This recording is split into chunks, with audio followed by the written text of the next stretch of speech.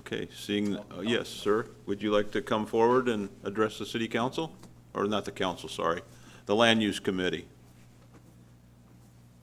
And please state your name and where you live. Yeah, this is Kang Shi Kim. I live in Federal Way and over 40 years. And then I noticed that I was English is my second language. So sorry about sometimes missed it, but that the Alex mentioned about 328 and the First Avenue South mixed-use development, similar as Safeway. I'm kind of a little bit fuzzy about that because of that. That zoning was belongs to the Department of the Education and it used to be the bus parking lot, and all of a sudden they have a mixed-use development. First, story is the commercial. Second story is the subsidizing apartment, and that was our face, messed up our face, because of that. That Safeway and all the homeless and druggy people come around it, and it kind of City of Federal Way started at the 1990. We was fresh water, refreshed as a City of Federal Way. I'm very proud of it. Now City of Federal Way become very strange situation, but we cannot blame it because of the worlds are changing right now, and we got strange situations. And then he was mentioned about similar like the mixed use. I'm afraid that it might make a mess, like Safeway, the neighborhood. But this one is West Campus area is quite, forest, quiet area, and along with the commercial development. If we have a similar like a facility, like office park facility, it will be a very well balanced and harmony with the neighborhood, which there are kind of a small business streamer over there is all down, but once they build up the office park, the development, it will be where, stimulate the harmony. And we've lost our first 99, the beauty already, because of this, it's kind of we got invaded by all the people from the downtown. And then we might be able to keep, fresh on that neighborhood, which I kind of work on it. I used to belong to the sports club, the Bally's and LA Fitness, and I like to keep that neighborhood be silent and peaceful, and well harmony and balanced. So I'm against the mix, even mixed use one now, because it is already pre-planned, same as office park. So no rezoning and no kind of a mixed use apartment, another residence comes out and make a mess. Thank you. Thank you very much. Before we move on, is there any other public comment? That's it. No? Okay. Thank you all for coming forward and talking to us. We appreciate it, and we'll now move on to committee business. Is there any business anyone would like to bring up before we go to the approval of minutes? No? Okay. Okay, we'll move to our topic A, which is approval of the minutes from May 12th, 2022. Mr. Chair, I move approval of minutes, May 2nd, 2022, as is written.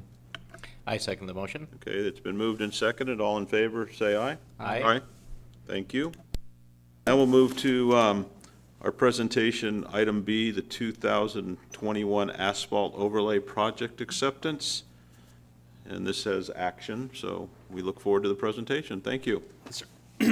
My name is John Cole. I am an engineer with the city in the Public Works Department, and I'm here today to present three to you. Please repeat again which one we're going to do first. 21? Asphalt overlay project, final acceptance. Okay. 21, perfect.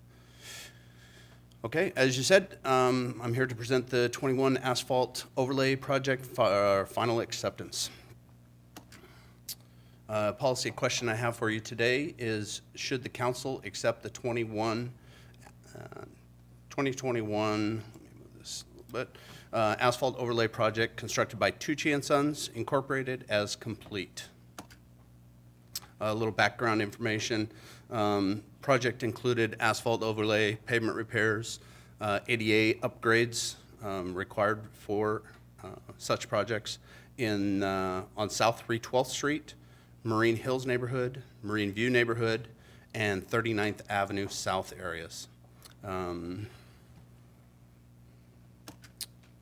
have a overview map, which is a little difficult to see. I do have individual maps as well of the associated different areas. 312th, just south of Easter Lake there, north of Mirror Lake Park. Another section of 312th from 14th to 8th. This is Schedule C. This would have been Marine Hills neighborhood, and then Marine View, and lastly was 39th Avenue. A little before and after for you. Just looking down 312th near the tennis courts by Mirror Lake. Included the mountable curb for pedestrian safety there, as well as the overlay and pavement repairs. Financial summary for this project. The maximum authorized contract amount was $1,663,093.70. Construction actual contract was $1,656,109.95. And we were below the maximum authorized contract amount by just short of $7,000. Are there any questions for, Action, sorry. oh, go ahead. Action needed. City Council must accept the work as complete in order to meet the Washington State Department of Revenue, Economic Security Department, and Department of Labor and Industries requirements. Option 1 is accept the project completed by Tucci and Sons as complete, or do not accept the project as complete. Mayor recommends forwarding option 1 to the 21st City Council agenda for approval. Okay, now I'll ask my question. There we go. Do my Any callers, any questions? Do we have a motion? Mr. Chair, I move to forward option 1 to the June 21st, 2022 consent agenda for approval. I second the motion. Okay, it's been moved and seconded. All in favor? Aye. Thank you. Now we're on to item C. Yes, sir. Item C, looking forward, 2023 asphalt overlay program, preliminary project list and authorization to bid. Policy question I have for you is, should the City Council approve the 2023 asphalt overlay program preliminary project list and authorize staff to proceed with the design and bid of the proposed 2023 asphalt overlay program? Background, staff has developed a list of recommended streets based on a pavement management system that we have a contract for that rates all of our roads, and then we give priority to those ratings. The residential and arterial program solid waste utility tax is required to be spent on the street preservation with a minimum of 70. We have to spend 70% of that revenue on residential streets, in which we do. The list, so we have 4 different arterials. Southwest 312th, which will just about complete 312th, get rid of all those concrete panels and thumpity thump. Southwest 308th from 6th to 2nd, which is another arterial. Southwest 308th again, the second portion of it, along the school there, from Dash Point to 312th, and that's the third arterial. The fourth one is actually at the bottom of the list, Schedule H, which is South 304th Street, and that would be from Pack Highway to Military along the north end of the lake there. And then residential roads, we'll be doing Dumas Bay Estates, Bayview neighborhood, and the Nautilus Elementary School area down over the hill there, and then Redondo Crest neighborhood.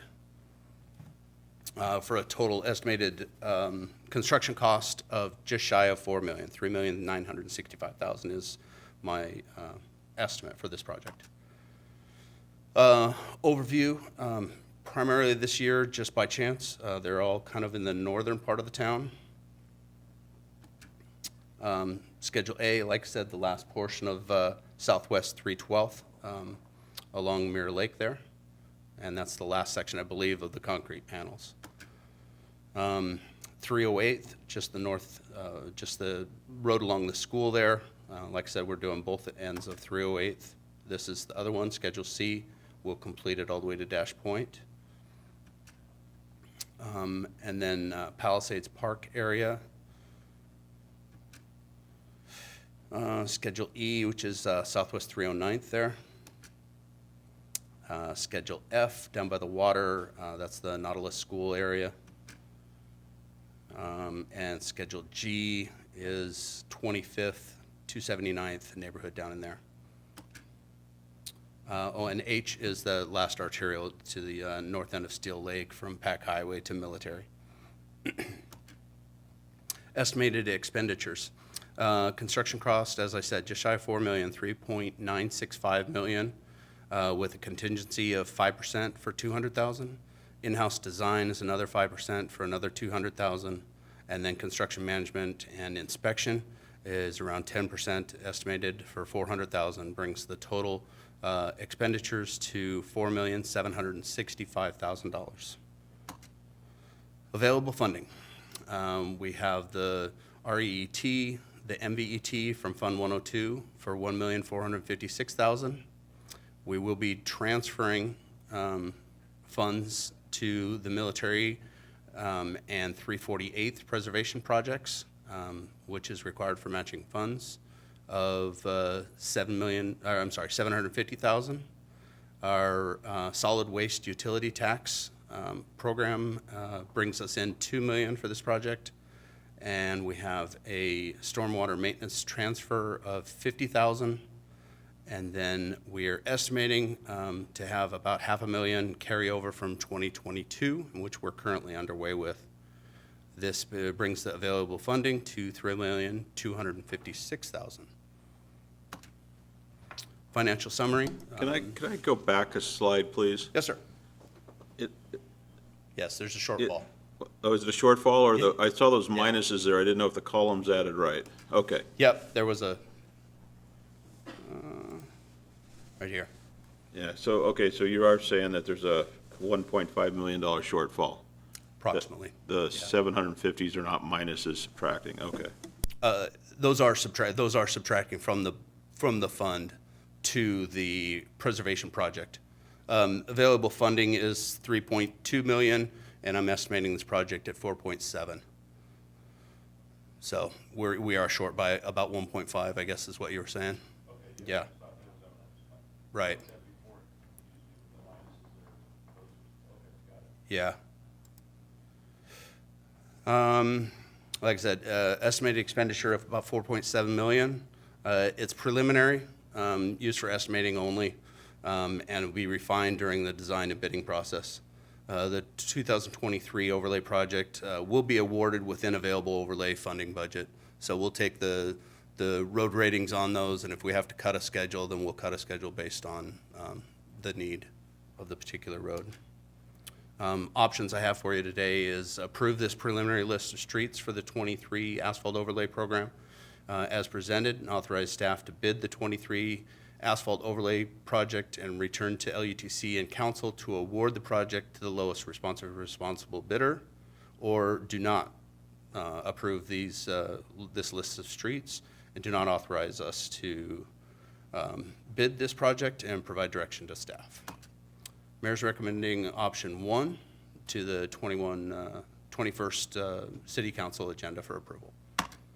I'm available for Okay, who wants to ask the first question? Jack, go ahead. I So thought this one might on, get it. on this, with that roughly $1.5 million shortfall. Right. The idea would be to after the initial study, figure out which ones of these will not be done then, or pull money from the general fund, or what's the?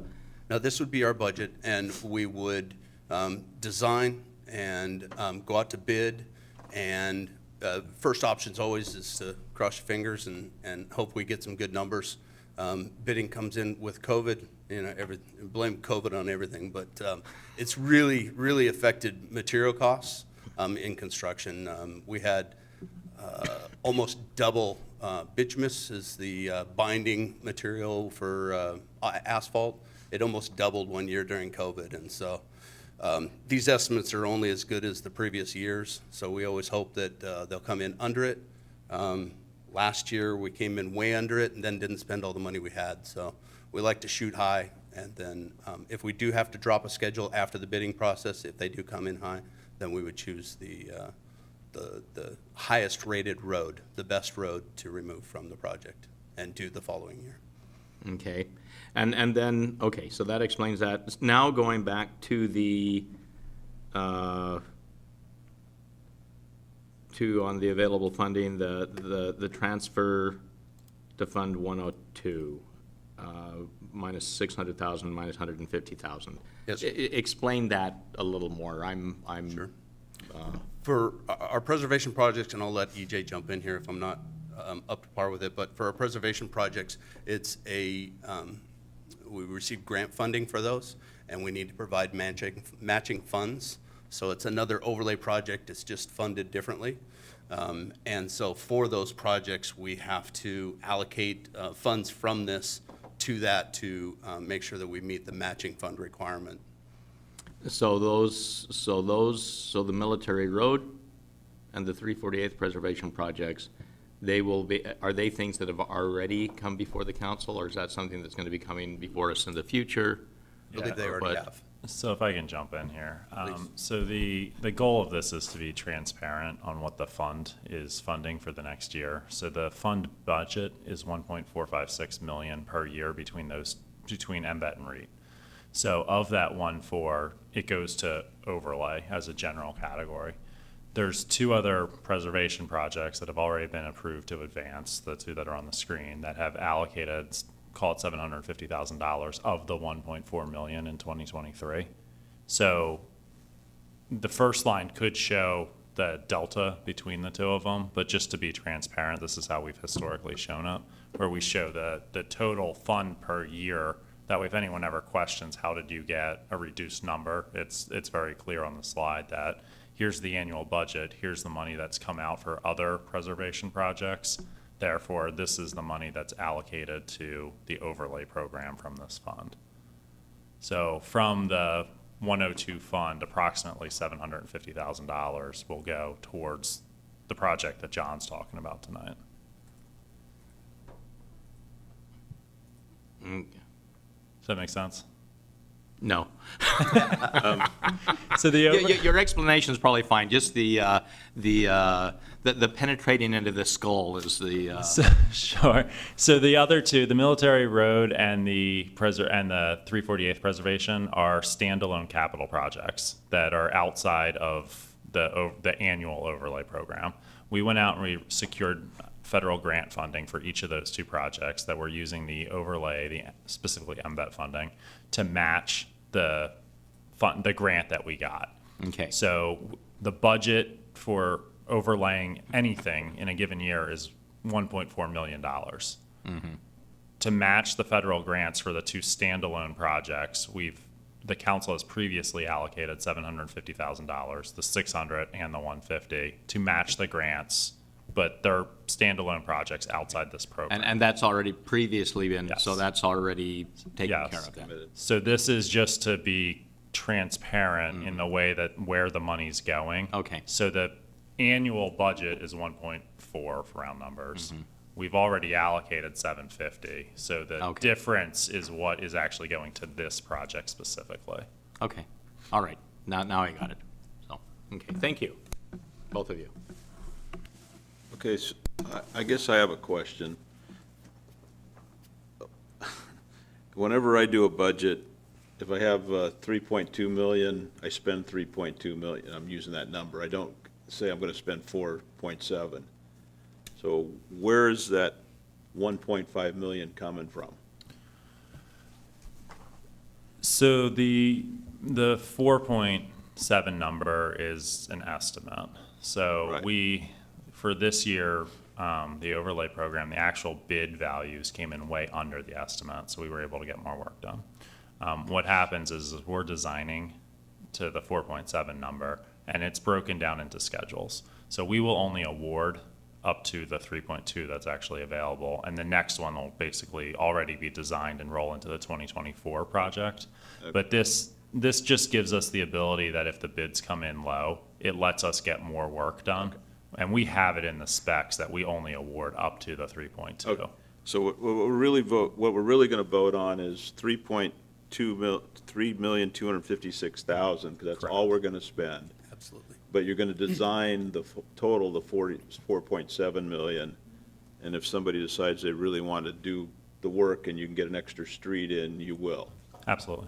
Okay. So Yeah, we're and not- I mean, a lot of this is driven by the price of petroleum, which is very volatile, as we're all very well aware. I got it. Yeah, we all understand supply issues right now, I think. With the price of petroleum, hopefully you can get 100 yards of straight overlaid. Yeah, at what is it, 125 a barrel now? Yeah. So really, let me go back here to the recommendation, sorry. I just have one more question, I gotta go back up here. Shouldn't we, okay, you just passed it where it said the mayor recommended. Yep, So shouldn't we have that, go back up one more, I'm sorry. sure. So, shouldn't we have something in there that we're only gonna spend 3.2 million and not 4.7? I mean, you're No, gonna bid it, but I mean, this is the standard motion. So it's just, all that's being authorized right now is going out and getting pricing and then coming back to council to report on the actual financial side of it. Okay. So, okay, so you're just gonna go out and get the estimate, and we're not gonna do the whole project, because there's no way we're gonna do. we're not gonna spend 4.7. but- Yeah, okay, as long as we all understand that. Oh, definitely. I mean, I hope we can do all the roads for 3.2. Yeah, we might get, last year maybe, right? Okay, any other questions? Okay, can we have a motion?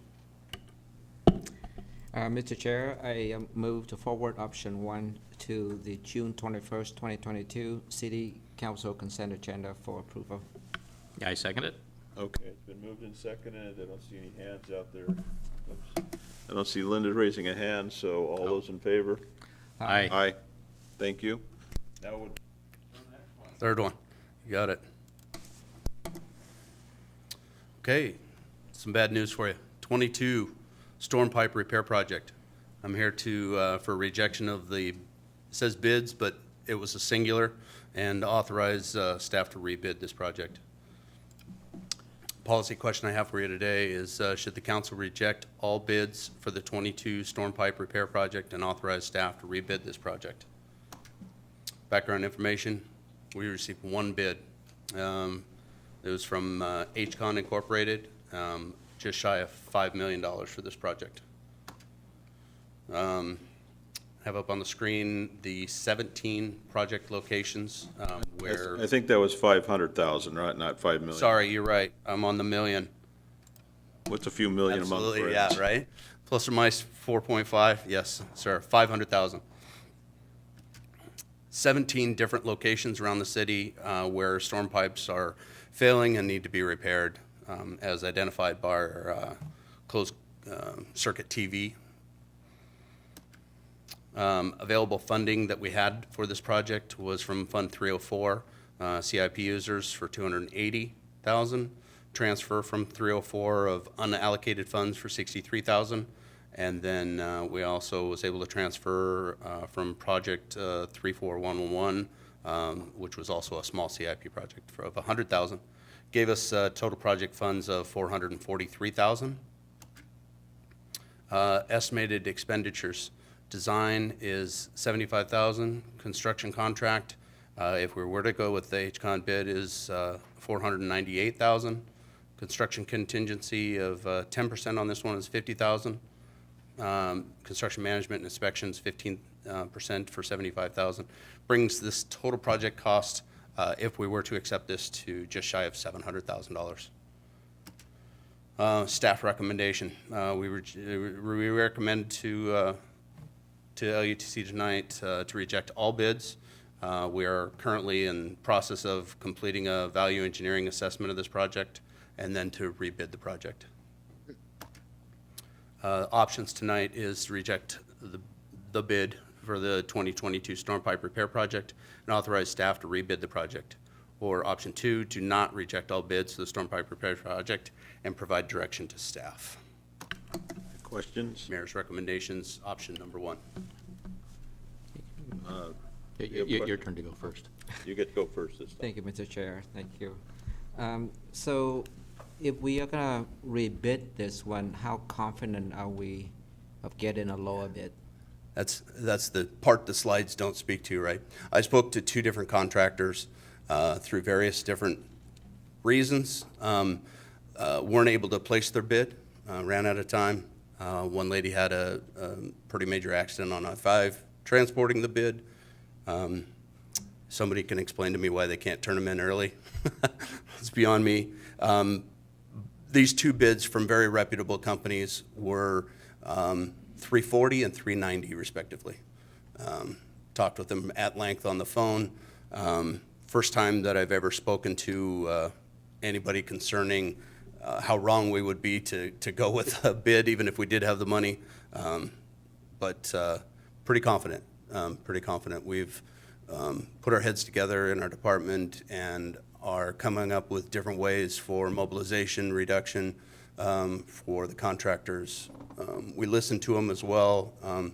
There was, you need quite a bit of asphalt repair on each one of these 17 different locations. And so the comment was made that if you let us leave it in a temporary patch until we're done and we can mobilize one asphalt repair company to come in and patch them all, we could really greatly reduce our bid. So different aspects like that we're considering. Thank you. Yes, sir. Councilmember Walsh, did you have a question? No longer. You got it. Okay, we got a motion? Hey, Chair Dovey? Yes, I Chair see. Dovey? Yes. Thank you. Sorry, I have laryngitis, a little hard to talk. You're all doing excellent on your questions, thank you. But I'm wondering, if we rebid, can we get it in for the construction, or will it be in the construction budget for next year? It will be under budget for this year, and Thank you. we're hustling to get it out quickly because, as you know, storm pipes don't repair well when they're full of water, so. Thank you, that's what I was wondering. Thank you, and you're all doing an excellent job. Thank you very much. Hey, I do have one other question. In the last thing we approved, you had inspection, construction management at 10%. Here we have it at 15. Is this a much more difficult thing to manage? Is that why we have the different percentages? Yeah, I mean, some of it's historical knowledge, and just based on the type of construction that you're doing. But this is also a lot of little repairs all over the city, so you've got people kind of running back and forth. So it takes more resources to do it. But yeah, you'll see a mix of 5, 10, or 15% depending on the project. Okay, Chairman Dovey, may I ask Oh. a question? sure, I see your hand. Go right ahead. Okay, so, when will you be requiring that those bids, be turned in? What's the new bid date if this gets, rejected? We plan to go out to add almost the same day that council meets to rebid this. We'll run it on a 2-week bid, so we'll be out to construction in August, we're hoping. Good, okay, thank you. Anybody else out there? Now I can see the hands raised. Okay, Councilman Tron? Chair Dovey, I move to forward option 1 to the June 21st, 2022 consent agenda for approval. A second? It's been moved and seconded. All in favor? Aye. Okay. Right? Thank you all. Happy to. Okay, we're going to now move to the next item on our agenda, which is adoption of the 2023-2028 Transportation Improvement Plan. Mr. Perez, you've done this many times Yeah, in actually, the years. This is number 25 for me. I just remember when you were a young whippersnapper doing these things. Yeah, now I'm an old whippersnapper. So, the policy question is, should the council authorize staff to proceed with the adoption of the 2023 to 2028 City of Federal Way Transportation Improvement Plan on the council meeting on June 21st? So, apologies to those who've heard this spiel several times before, but so the 6-year plan, transportation improvement plan is a 6-year plan for all transportation-related capital projects. We are required by state law to update this annually, and is a requirement in order to be eligible for grants. To meet some federal requirements, it needs to be financially constrained in that the first 3 years need to be reasonably chance of being funded, and then the following 3 years is there's a reasonable expectation. It's kind of fuzzier language at that point. Then also has to conform to air quality requirements and has to be adopted after a public hearing. So we have a variety of prioritization criteria that we use, and this is actually a council-adopted policy. Level of service improvement, it's based on 3 different safety measures, whether it's supportive of high occupancy vehicles, whether a project is supportive of non-motorized uses, level of community support, air quality improvements, ease of implementation, and a benefit cost ratio calculation. And this is the map that shows what we've got, and we're proposing at least. And so the blue is overlay projects. Those are the federally funded preservation projects that we're planning on. Green is non-motorized improvements, and you'll see that compared to past years, we're doing a bit more in that regard. The pink is corridor widening projects, and the red is intersection improvement projects. So typically at this point, I go through what's changed from previous years. And so the projects that have been completed, we upgraded all horizontal curve warning signs throughout the city to meet new federal requirements. Overlaid 320th between 3rd and 11th Place Southwest. Also overlaid 356th Southwest from 4th to 15th. We installed the Greenway plan signage and markings to guide bicyclists and pedestrians onto less busy streets and still be able to get from point A to point B. We had our Safe Routes to School project in front of we called it the Sacagawea Gap, to construct sidewalks on the south side of Dash Point Road in front of Sacagawea. And so when we get into the new proposed projects, we propose 17 different locations for high friction surface treatment, and this graphic you can probably barely tell, but there's a texture difference between the pavement in the foreground and the background. And this is actually a curve out towards Maple Valley that I'm familiar with. But the high friction surface treatment is actually kind of an epoxy with a whole lot of sand on top of it, and it reduces skidding when the pavement's wet. So we've proposed 17 locations in a safety grant. It looks like 3 has made the state's shortlist. So we're excited about that. Another project is related to the city center access. We're calling it a BPA trail extension. As part of the city center access project, was identified the need to provide an extension of the BPA trail, not just along 324th between Pack and 23rd, but also providing a spur up to the light rail station. The 320th overlay that we've also submitted for a grant application, and between 1st and Highway 99. We should be hearing about that in a couple weeks. And also 324th overlay between 11th and 99. And finally, So we have a number of potential local improvement districts to complete sidewalk gaps. And so oftentimes as part of the development review process, we may not feel like we have a strong enough need to require frontage improvements. And in the case, this house on the right, we didn't feel like we had that. And as a result, we deferred it by saying, okay, if we form a local improvement district, you don't, as a condition of approval of this modification and not build that frontage improvement, that you will agree to not protest if we create a local improvement district. And there's a time frame to when you can exercise that option. And so some of those are coming due. And so we are proposing to move forward with those and help complete some of the gaps. If you'll notice on the far left, there is, in the background behind that red car, there's a segment of sidewalk that has been constructed as part of frontage improvements. And so the idea is to complete as many of these missing gaps as possible.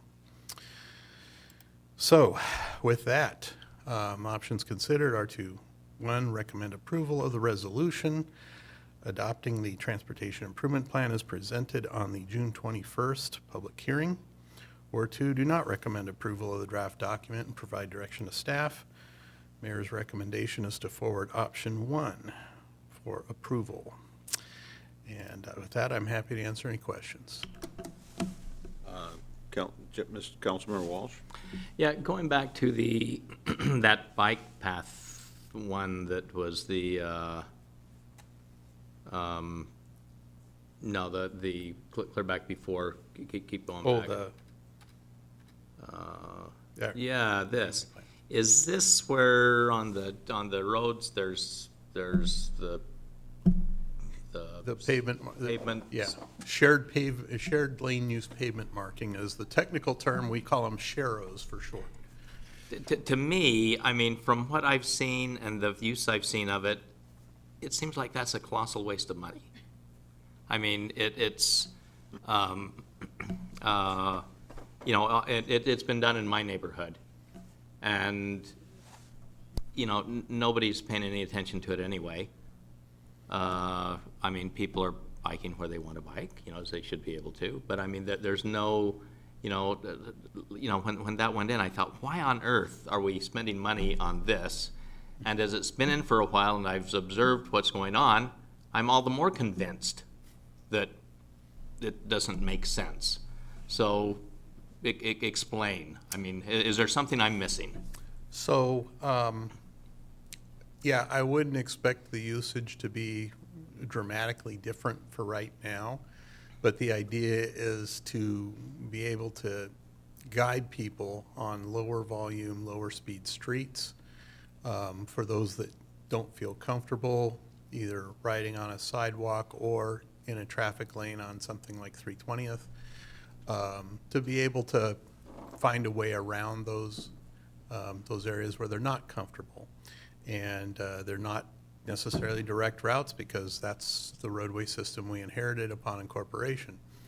It is hoped that over time, as people get more comfortable and we complete a few gaps in that system with other planned improvements that would enhance bicycle and pedestrian environment, that we would start to see more usage of that. But we had to start somewhere. How much money was actually spent on that? So if I recall correctly, because the signs were installed as part of one contract, the signs were constructed as part of one contract, and then then the pavement markings were a separate contract. So all in all, it was probably somewhere around 600,000. I can kind of see the signs and stuff, but the pavement marking is what, and if half of them were there, you'd still be able to see onto the next one. And, Yeah, so we were following federal guidance on that as to how far apart to space them.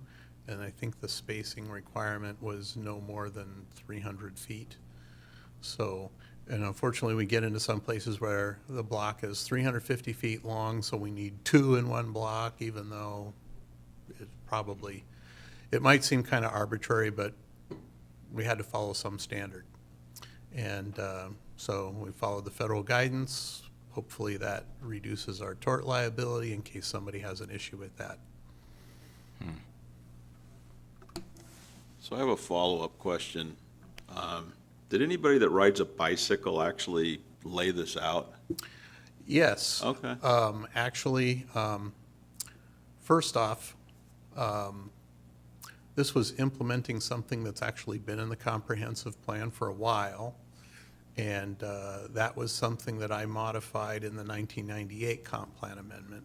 And then when we updated the bicycle and pedestrian plan in 2015, as part of that process, my guesstimated mapping was vindicated surprisingly well. And by bicyclists as part of the advisory committee, as well as one of my staff who personally rode every segment on here. The only reason I ask that, I mean, I ride a bicycle quite a bit, and generally I think they're pretty good, but there's a few hills where you take people down, and I don't know who'd want to ride their bicycle down there, but that was just my own comment. As a bicyclist myself, yeah. I don't have Not a as- problem going down a steep hill as long as my brakes are good. But, you know, going up a 12% grade like on 12th Ave Southwest, south of campus, yeah, that's kind of a drag. There's just no really good way around that one.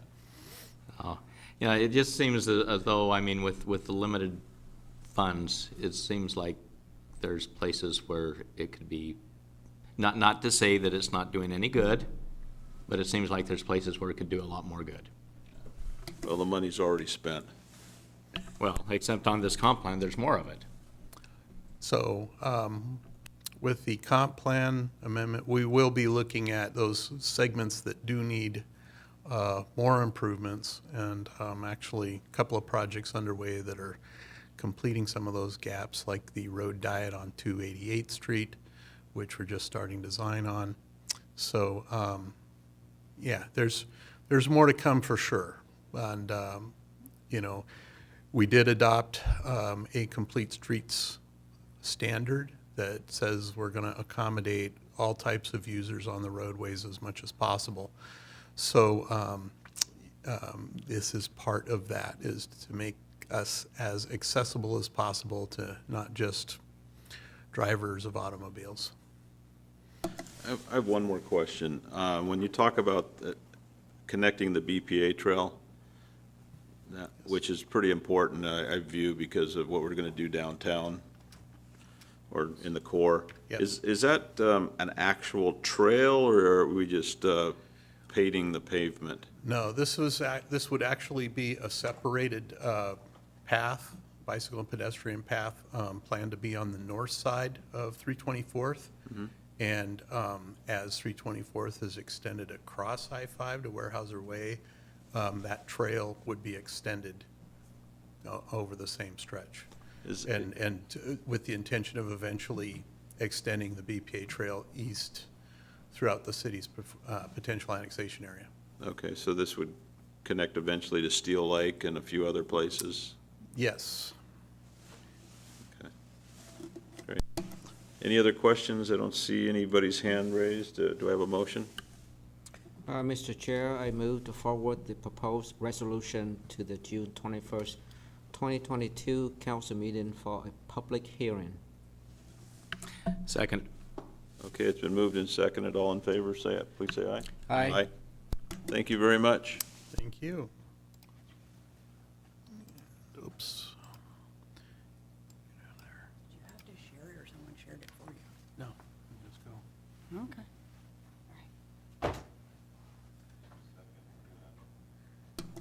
Got to get to the right place on my agenda here, because, all right, this is the fun and games tonight, where we get to talk about joint use, operation, and maintenance facility and site selection. All right. Good evening, Chair, committee members, members of the council. My name is Desiree Winkler, Deputy Public Works Director. All right.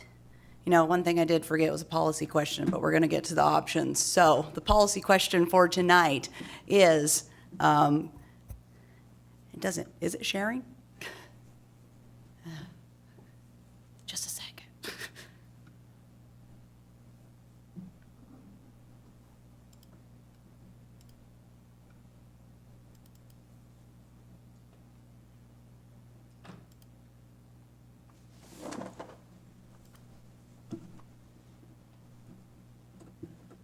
All right. Is it good now? Thanks. Anyways, policy question is, should council select the preferred site for the joint use operation maintenance facility and authorize expenditures of $250,000 to advance the design? So some background information. In May 2020, council authorized staff to move ahead with planning for a new operation maintenance facility. The scope included programming, cost estimation, as well as site selection. And we hired Helix Architects to help us through this process. Then in May 2021, we briefed council on the programming and confirmed the criteria that was to be used for site selection. Between May 21 and February 2022, we finalized the site evaluation report, and then we completed due diligence on a potential property acquisition. Last month, we were here and updated on the final site selection report and outlined next steps.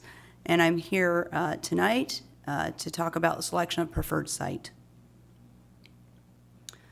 In summary, we need about a 10 to 12 acre site, assuming that it's flat. It would include operation and maintenance building, which would be staff offices, crew rooms, lunch and muster area, a shop, parking for staff as well as for all the equipment, and covered and open storage. They are also, we looked at identified needs that could be implemented, things that we don't do today, such as fleet maintenance, fueling, traffic signs, and traffic signal maintenance. The criteria utilized for selecting the site was that it needed to be basically centralized to the city. That would include being west of Interstate 5, somewhere between 304th, 348th Streets, and then west-east, 11th Avenue Southwest and 28th Avenue South. Land use, we wanted to look at land uses that were ideally compatible with surrounding uses. We wanted to minimize as much of property impacts, and we looked at opportunity costs, such as tax impacts of taking property that could be used for different things. The sites included evaluating the existing site. We looked at all available city properties. We looked at 10 to 11 acre parcels, which are almost impossible to come by in the city.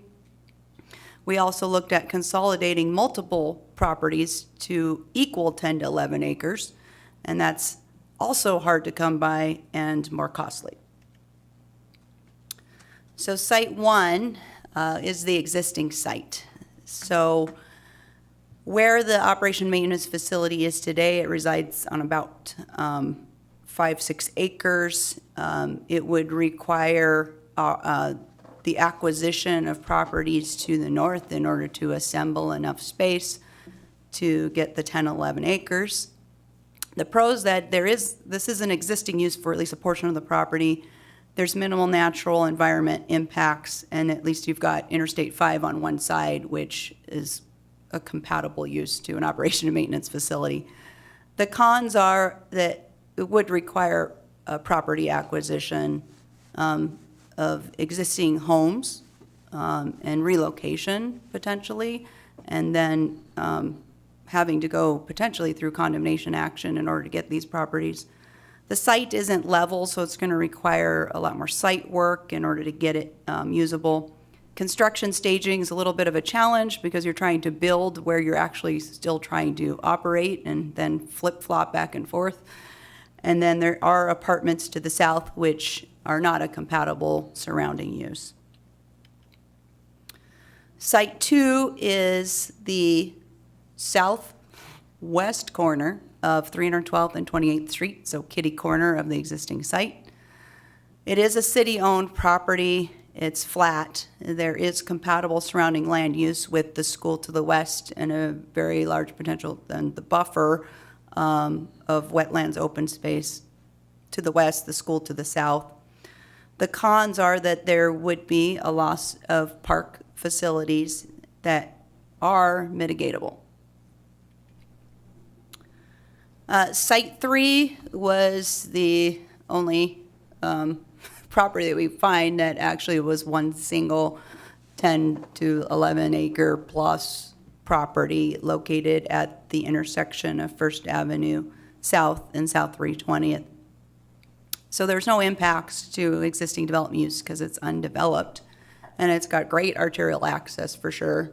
The cons are, it's not on the market, but the estimated cost is over $16 million to buy the property. There would be need for wetland mitigation. There is surrounding residential use that could be buffered depending on how it's laid out. But then there's also loss of opportunity for this to be developed into some other use. There was a site 4, but it got removed because it's no longer available. So I'll just keep this 3 sites on here. But the costs that you see here for the current construction program are all fairly similar. Some will require a little bit more site work than others. As far as land mitigation costs, again, Site 1 requires acquisition to the north. And then the costs related to Site 2 would be for mitigating the park uses that would be taken, and Site 3 with a private property that's undeveloped. So the least costly of all of them would be Site 2, adding those costs. Desiree, could you move the, How do I minimize that? yeah, And Lydia, I see you have your hand raised. You'll be called on shortly. Okay. Hopefully that works better. That's good. All right, sorry about that. So now we can see the total costs. Site 1, 41 million, Site 2, 34 million, and Site 3 at 50 million. So the preferred site that came out of the report, actually Site 2 and Site 4 were kind of tied, but Site 4 became unavailable. So Site 2 became the preferred site. One, it's the least cost. It is city-owned property. It would not require property acquisition and relocation of private property owners. The site is level. It provides the easiest construction staging because you can construct a new site while you continue to maintain operations on the existing site. There's compatible surrounding use and buffer from non-compatible uses. And the park impacts, although not ideal, are definitely mitigatable. So the options considered are to select Site 2, the southwest corner of South 312th Street and 28th Avenue South, as a preferred location for the new joint use operations and maintenance facility, and authorize $250,000 in expenditures from unallocated capital improvement funds, Fund 401, which is the swim fund, and Fund 306, which is transportation capital, to advance the preliminary design. Or option 2, select an alternative site as a preferred location for the new joint use operation maintenance facility, and authorize $250,000 in expenditures from unallocated capital improvement funds to advance preliminary design. The mayor recommends option 1 to select Site 2 as the preferred location of the new joint operation maintenance facility and authorize $250,000 in expenditures to advance preliminary design. And I'm happy to answer any questions. Well, there's a few questions. Why don't we start with Lydia? You have your hand raised, and then we'll go to Linda, and then we'll go here on the dais. Lydia? Yes, can you hear me? You can, thank you. Yeah, if you can hear me, I'm in Denver at the airport, so it might be noisy, but I have 2 questions. Am I good so far? You're golden, keep going. Perfect. So question number 1 is, for site number 3, can the developer deny selling the property? Or is it gonna be eminent domain and they have to sell it to us if we want it? I believe that we would have an eminent domain ability if needed. Site 3 is currently not on the market, if that, Right. if that helps. No, I know, but if we decide that's where we're gonna do it, then it would be eminent domain and we can actually purchase it from them, right? Is that my understanding? Yes, that is my understanding. Okay, okay. And then my other question is, as we're talking about site 2, the cost is 34 million, I believe. However, does that include the park mitigation? Yes, And if not, how much? It does. Okay, great. Thank you so much. thank you. Thank you. Linda? Thank you, Chair Dovey. I'm sorry if you can't hear me very well. My issue is, I think this is short-sighted.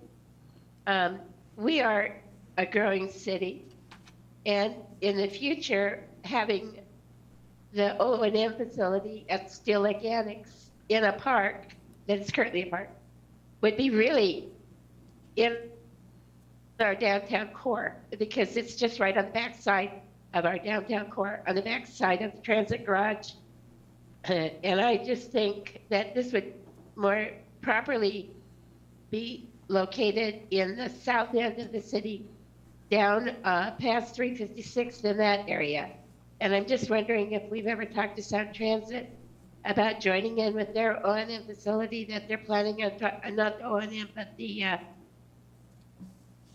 any of the projects that Sound Transit is working on down on the south end to get it away from our downtown core. I would like to suggest that we table this whole issue until we have further discussion.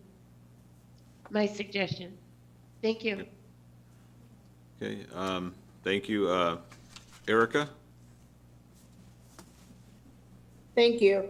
I agree with staff on their choice. I think that we need to really take in consideration our economy right now, and you know, we can always have another park somewhere. Right now, it's important that we move forward and give them the facilities that they need to do their jobs. You know, they've been hurting for this for a really long time, and you know, I think that taking more time is going to cost more money that we do not have as a city, and we just need to face reality that at this time, these are the prices that we can get and take it without eminent domain on people who wouldn't appreciate it. I don't know. I just feel like we need to go along with what they're, and obviously I don't have a vote in it, but I agree with the administrators. Thank you. Lydia, did you have another question? I did. Okay, go Thank right you. ahead. How long would each site take? Yeah,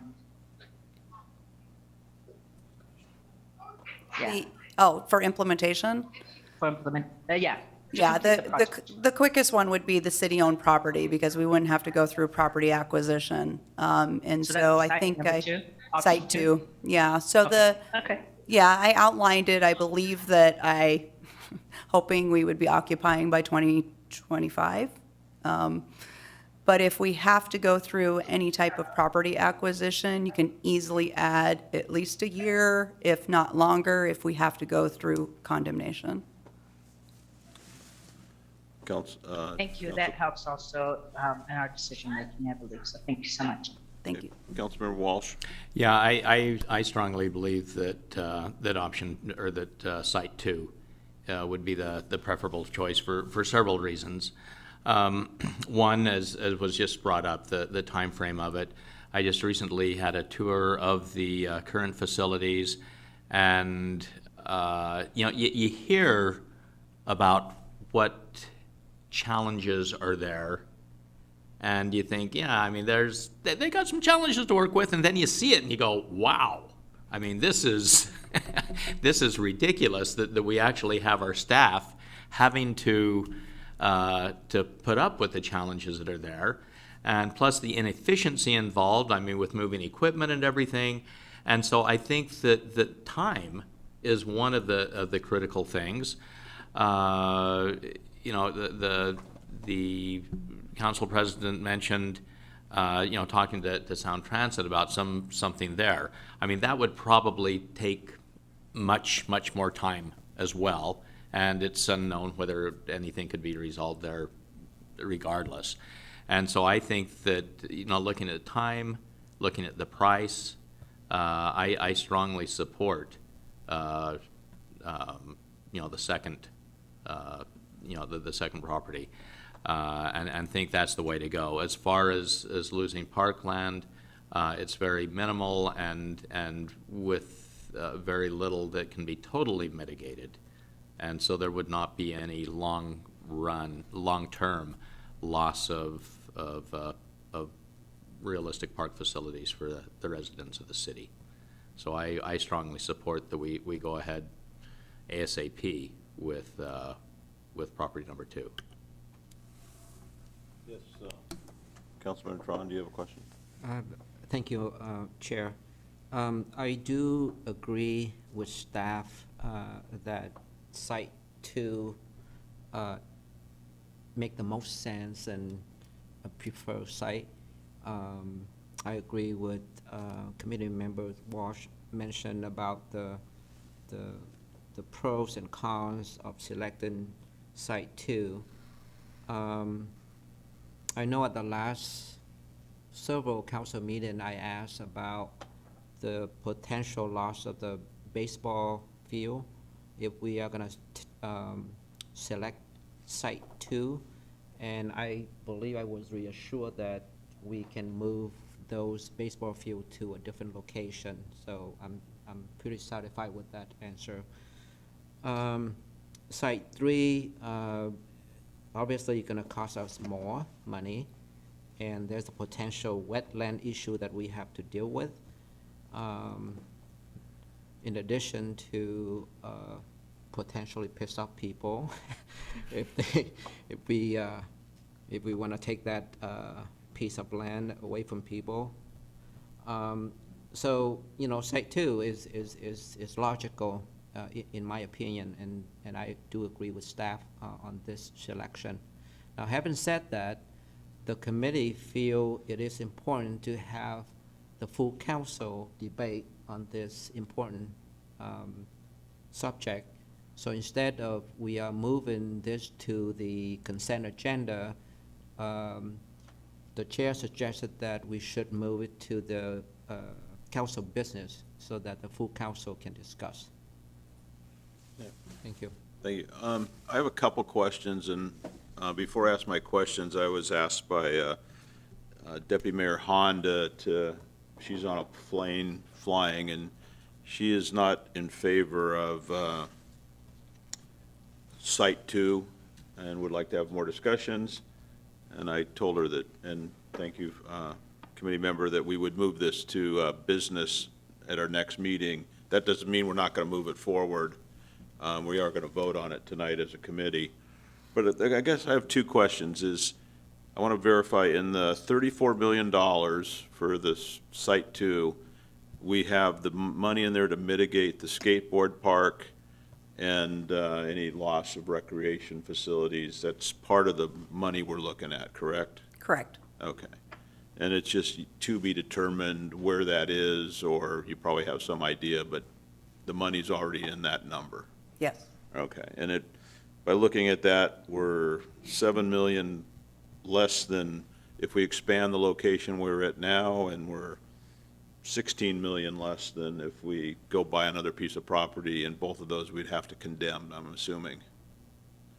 Yeah, I would assume. Yeah, you would Unless you have assume. willing, We haven't unless you have knocked on willing anybody's- sellers, but. Yeah, we don't have anybody saying, hey, or buy my property, they would want to do that, okay. And then the last question I had, I liked your presentation where you went back to, what was it, 2020, 2019, where the councils before, Mr. Walsh and I were on the council, all set the criteria of what this would be.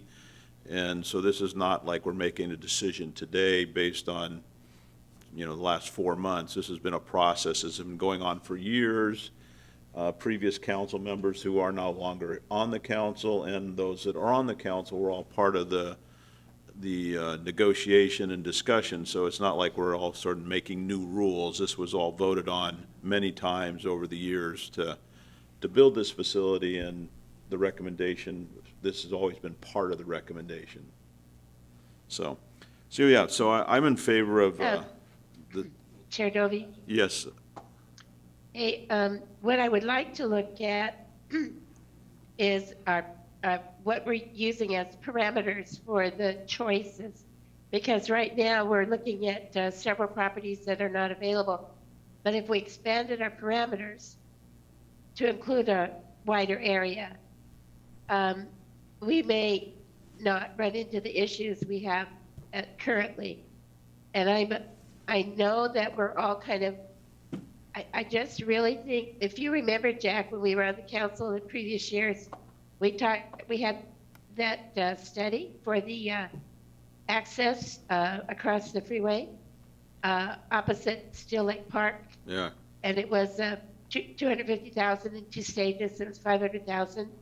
That then sat on a shelf. It went nowhere because in the end, the people who came to testify against that, how it would impact the Still Lake Park, then swayed the council so that they didn't move forward.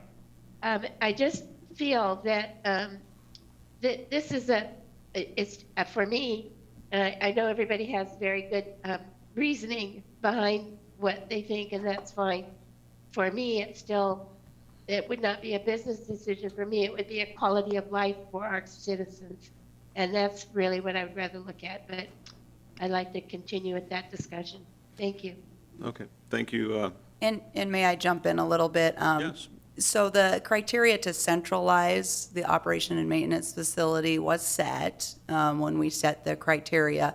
And it's just important in terms of, being able to get to everywhere in our city in a timely manner. If we set this O&M facility at one end of the city, now all of a sudden we've provided different level of service, right, for everyone. And just even logistically thinking of how you run snow and ice operations, and when you have to come back and reload with brine, or come back and get equipment fixed, or those type of things, is that, and you look at kind of standard of practice when you are providing service, for your city, everyone looks at, centralizing operations the best that you can. So Thank you, Desiree. Are we going to lose the parking lot accessibility for the Still Lake? When there's overflow parking from Still Lake, they park at the Still Lake Annex. Right. Will we be losing that accessibility? The current design actually shows that there is replaced parking and potentially even more parking that could be utilized by staff during, the day, during the week, and then can actually offer more parking for the users of the Still Lake Park as well as the soccer field that would remain in place. So there are definitely some options we can look at of enhancing the parking that could be available to the public during peak hours when we don't need it. So I have one last question, and then we'll move ahead, because we're going to move this to council business, so there will be, I'm sure, much discussion in 2 weeks. But what's the plan for when we move, because we're going to move, are we going to surplus that property, or are we going to turn it into a park, or have we had those discussions, or is it too soon to ask that question? We haven't had that discussion yet, but certainly there's every option you just Okay. threw on the so- table can be discussed. Okay, so it's not going to be an overflow parking for staff, because we have a new facility. We're going to do something with it, surplus it, turn it into a park, whatever it is. I'm just, put a candy cane there or something, whatever we decided, this city council decides to do. A waving hand. Okay, great, a waving hand. Where's that stored? I don't know. Okay, don't. Every city. I remember that. I remember Director Walsh looks like he wanted to jump in and say Yeah, something. the one thing that's come up a couple of times is coordination with Sound Transit. So we have reached out to them several different times throughout the course of this, and frankly, even predating this. Can we trade them for downtown property? Not for a maintenance yard. But maybe, no, maybe they want to build housing there and we can do something downtown different. We can ask that question. Maybe, I think that's Okay. a slightly different conversation. But we did approach them about incorporating it into the Federal Way Link Extension project. Oh, okay, yeah. The maintenance facility, and that was a no. And then when they came back with the OMF, they basically told us, well, if you want to condemn more property as part of our project, we could look at it. But you're going to pay into our project as well. And then as we started to play out some of those conversations, it didn't go anywhere. Good. And then have looked at coordinating efforts on the south end of the city, which Desiree brought up a bunch of points of why that's, our consultant said that's a really bad idea. But they were not willing to entertain that conversation. Okay, well, I think we've had a lot of discussion. I guess we'll all be prepared for many more questions in 2 weeks. And do we have a motion to move this out of the committee to city council to discuss it by all 7? Chair Dovey, I move to forward option 1 to the June 21st, 2022 council business for approval. Okay, is there a second? Second. Okay, it's been moved and seconded, and we'll vote on it, and I don't see any more raised hands, so we'll move ahead. All those in favor? Aye. Okay, it passes 3-0, and thank you for your presentation. Thank you very much. I'm so happy that this is moving forward. All I would say is be prepared in 2 weeks to have lots of detailed questions asked, okay? Happy to answer them. Thank you. Great, thank you.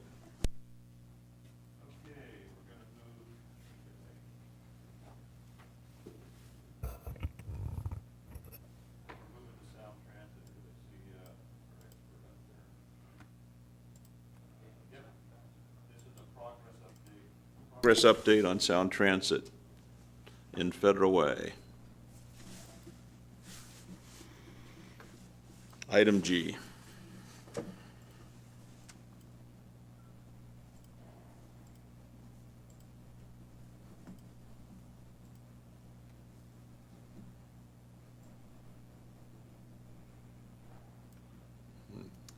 Got to breathe it up a little higher so I can see a hand if there is one. There you go. Oops. Right there. How's that? All right. Good evening, Chair Dovey, committee members, and council members. My name is Ryan Medlin. I'm the city liaison to Sound Transit here tonight with the monthly update. Starting north of South 317th Street, we have the typical wall, column, and utility work continuing. They successfully delivered and put the girders over Military Road where it's south of 304th, right before it crosses under I-5 there. Their next phase will be to put in the girders across South 288th Street. They're also next to I-5. Right now, we're expecting that towards the last week of June to occur. In the city center area, they're finishing work on the column on the north side of South 320th. They just did the pour for the concrete, and once the curing's done, they'll strip the formwork off and do some final rebar work to get ready for the girder delivery over South 320th. Right now, it's looking like more late July than mid-July is when they'll be coming to us to try and, or when they'll be requesting permission to schedule that. They're well aware that they'll need to do some extensive outreach to make people aware of that work, because it will involve a closure of 320th, which per the DA will be only at night once they're delivered, and it should be smooth. All of them have gone smooth to date. Utility work along 21st Avenue South continues, generally trending on track. They still expect to be done in mid-August. They've completed a lot of the Lake Haven utilities, making good progress on the storm, and then they have to do the dry utilities, which occurs behind the sidewalk, so further into their site. They would also be starting work on the foundation piles in the garage area.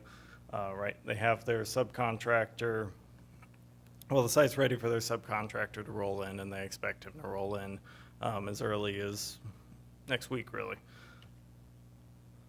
Station work is still going early. They're done with most of the underground plumbing and electrical installation. They're working on the stair and elevator pits and getting those, installing those to go up to the platform. And during the second half of the year, what we're expecting to see is a lot of the utility relocations that are still left in specifically 23rd and 317th Street. These are the relocations that will have to occur before they convert those two roads to concrete and start work on some of the final roadway improvements that were agreed upon in the city center area. So there's been no update on the OMF South since the last LUTC meeting. Just as a reminder, the FEIS is expected to be published later this year, possibly early next year if their schedule slips a little bit. And then a final site selection will be made by the Sound Transit Board shortly after that publication. And similarly, the DEIS for Tacoma Dome Link was expected, and we still don't have a firm timeline on that one, so no update since the last meeting. And with that, I will take any questions you may have. Any questions? Any from Lydia or anybody out there? Nope, I see no questions. I don't have one, thank you. Okay, thank you. Erica, do you have any questions, or Linda? Okay, Jack, Hong? Thank you for the update. right, thank Appreciate it. And now are we now moving to our quarterly update, or you're coming up, right? All right, thank you. I saw you put the laptop down, says must be time to move forward. Thank you.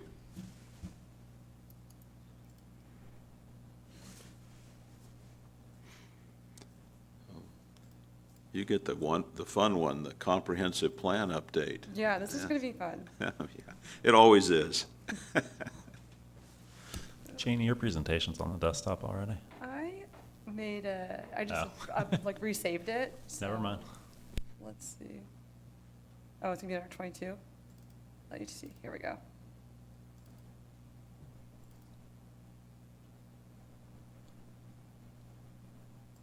And I am sharing my screen, right? Yes. No.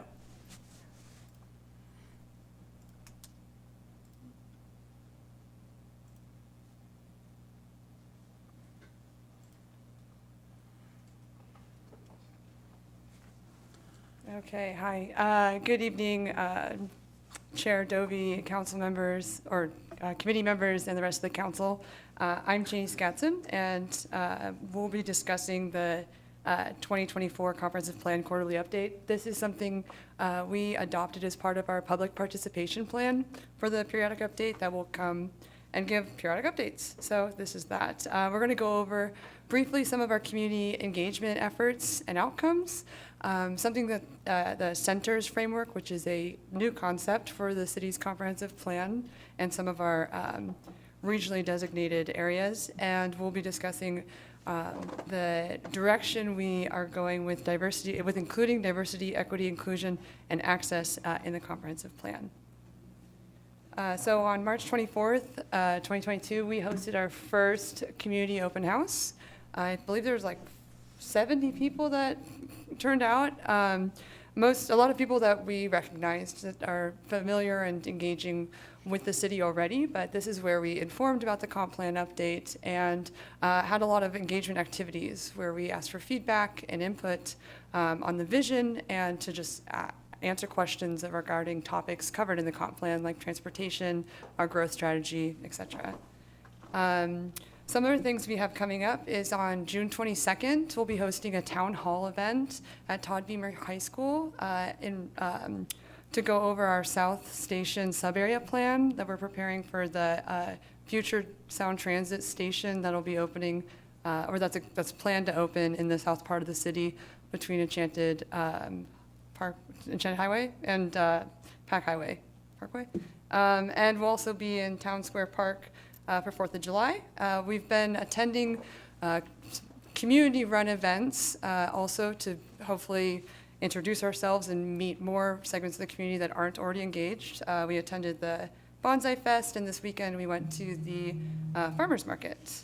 And we're also meeting with organizations one-on-one to just start building some some mutually beneficial relationships and hopefully get some input and quality, discussions about the future of the city. One of our activity we have online right now is, and in person. So we're asking, we have this master land use plan that we're preparing for the TC3 property. And we're asking the community what they'd like to see built on that city-owned property. As you may remember, this is going to be an effort that combines community input and desires with the market study. And so far, there's been over 400 responses online. So we also, those that maybe aren't already aware of Engage FW, we took this question to the farmers market. So in the bottom right corner, you'll see it's a board of downtown with stickers and sticky notes with ideas and thoughts and votes on what belongs on our city-owned property. So far, a public market, sorry, it's kind of small. The pink is public market. That's the most popular. Second is plaza and green space. Third is other. So we've gotten a lot of other ideas that are centered around community gathering spaces, family-friendly uses, and such as like museums and fun centers. Chuck E. Cheese was one, but just the idea. And then the other options were employment, hotel, city hall, public parking, and then I already mentioned the other. So I'm going to transition from community engagement and talk about our special planning areas. So here on this map, there's 3 special planning areas the city has designated. There's our Regional Growth Center, which is downtown or city center. On the south part of the city, that's the Countywide Growth Center, and I'll go over some details about that. And then to the west is Twin Lakes, which is an existing community sub-area plan. So just the Regional Growth Center and the Countywide Growth Center will be in the Centers chapter, the Centers framework I mentioned earlier.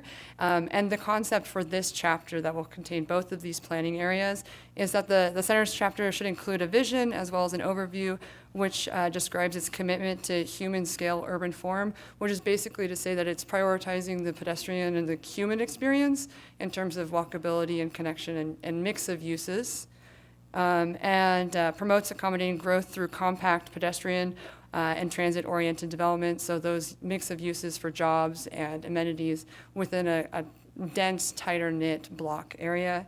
And then calls for the creation of central places, like I mentioned, with a mix of uses and activities centered around efficient transportation. So with our Regional Growth Center having the link rail opening in 2024, and then South Station with the Tacoma Dome link extension planned to open in 2032. That's the origin behind some of these boundaries. As part of this effort, we the certification process for these regional growth centers and the countywide growth center provide opportunity for being eligible for transportation funds and other funding opportunities, and it requires being in compliance with the Vision 2050, the countywide planning policies, and other regional and above us, policy frameworks. And there's been an emphasis on innovation, engagement, racial equity, and inclusive engagement. So this includes, as part of this chapter, the Centers chapter, we'll be completing additional analysis and research on displacement and displacement risk in these more dense areas, reach the historically underrepresented groups, provide additional resources and best practices addressing equitable community engagement, and then address social equity through policies and the implementation decisions for these centers throughout the region. The City Center Core, and the City Center Core is our regional growth center. And a regional growth center are locations of more compact pedestrian-oriented development with a mix of uses, and should receive a significant share of the region's population and employment growth. That's important. So currently, our regional growth center is classified as an urban growth center, and the existing density is around 18 activity units per acre, or that's the like required minimum, and the planned target is to get closer to 45 activity units per acre. The process for updating or preparing the center's chapter, but the city center particular section will be updating the vision, goals, and policies and implementing actions from the formerly known Chapter 7 to the comp plan, which is city center, and then incorporate the vision that we're preparing with TC3, and then improve the specificity to non-motorized mobility. So back in May, this city council authorized the feasibility, to prepare a feasibility study for South 320th Street and 21st Avenue South dip crossing, and that's an image on the bottom right corner. The countywide growth center, moving down to the south part of the city. The countywide growth center is supposed to serve important roles as places for equitably concentrating jobs, growth, shopping, and recreational opportunities, trying to create a connected whole community. The criteria for a countywide growth center requires that a minimum of a mix of uses with at least 20% residential and 20% employment, and the capacity for planning for additional growth. The requirements or the criteria was a minimum existing activity units of 18 activity units per acre, and then planned for 30. So this is a bit less dense than expected for our city center, but still would be a change to what's out there now. And then mobility, these are important components to consider as part of this countywide growth center is mobility, transit service, pedestrian infrastructure and amenities, the street pattern that supports walkability, bicycle infrastructure and amenities. So how did we get here and why do we want to be here? How did we get this countywide growth center designation or candidacy designation? So the growth management, not planning commission. Planning Council, okay, yeah, the Growth Management Planning Council approved this, a candidate countywide growth center designation process in 2020 to allow for jurisdictions to apply for an interim designation, which will be considered in regional and countywide transportation project funding competitions in 2022 and 2024. With that authorization, King County launched their candidate countywide growth center designation program. And it was actually initiated by the Public Works Department that was interested in interested in the opportunity of funding from this designation. Together we prepared a planning or an application and ended up negotiating with King County to receive this candidate designation. Federal Way receives. So this is a unique part of the city where it's has. Well, I guess first we'll talk about the boundary of the countywide growth center. In the bottom right corner, you can see that the entire boundary is within a 15-minute walk shed of the future Tacoma Dome Lincoln, or the future station. And there's quite a dichotomy of different uses here. We have some dense apartments and then a lot of vacant and redevelopable property. And then we have these minimum lot size, 15,000 square feet of single family zoning. So it's got our industrial zoning. So it's a very unique part of the city, and some major employers. There's Costco and Home Depot here. So on the right, the top right, you'll see this graph of uses that we don't expect, or I guess a range of the expectation of maybe changed uses or not. So the red is those big employers that we don't expect to necessarily leave. But the other areas that are green and yellow have more potential because of their existing conditions of either vacant or not the highest and best use, or compatibility with the future access to high capacity transit. So the South Station, we're calling this a South Station so far. We're preparing a sub-area plan. That's a criteria from King County. So as part of the countywide growth center, we'll encompass that boundary as part of the sub-area plan that will work on creating a vision for this neighborhood, analyze the existing conditions and forecast the level and intensity of future growth, and prepare a multimodal transportation analysis, And as a product of this, we'll have a result in a couple of land use scenarios. We've hired OTAC to help as a consultant team to help with this process. As a result, we'll have some great mapping and illustrations and 3D SketchUps of the vision and potential resulting expectations from new zoning within this area. So currently, Chapter 12 of the comp plan is our Twin Lakes sub-area plan. This sub-area plan was prepared as part, or adopted, I believe, as part of the last periodic update, but it looks like it was completed in 2012. So I'm not exactly certain on when it was adopted, but it's part of the 2015 comp plan. The funding for this was made possible by the communities putting prevention to work from the CDC and Administration of Public Health, Seattle and King County. As part of the periodic update, we will be updating or having targeted conversations with this area of the community and then updating the data, existing land use conditions. So this will be more on the minimal side when compared to the efforts in City Center Core or City Center and the Countywide Growth Center.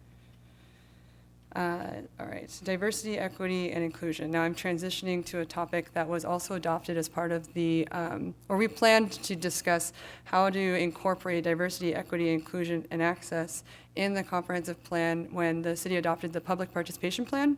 We knew that this was a topic that needed to be included, and the effort to do so is it's based on this, to the right, these hexagons, or 6 hexagons are kind of how some of our policy framework is directed. We have to be in compliance with the Growth Management Act, Vision 2050, and our multi-county planning policies, our countywide planning policies, and then the real implementation of this work comes down to the city's comprehensive plan.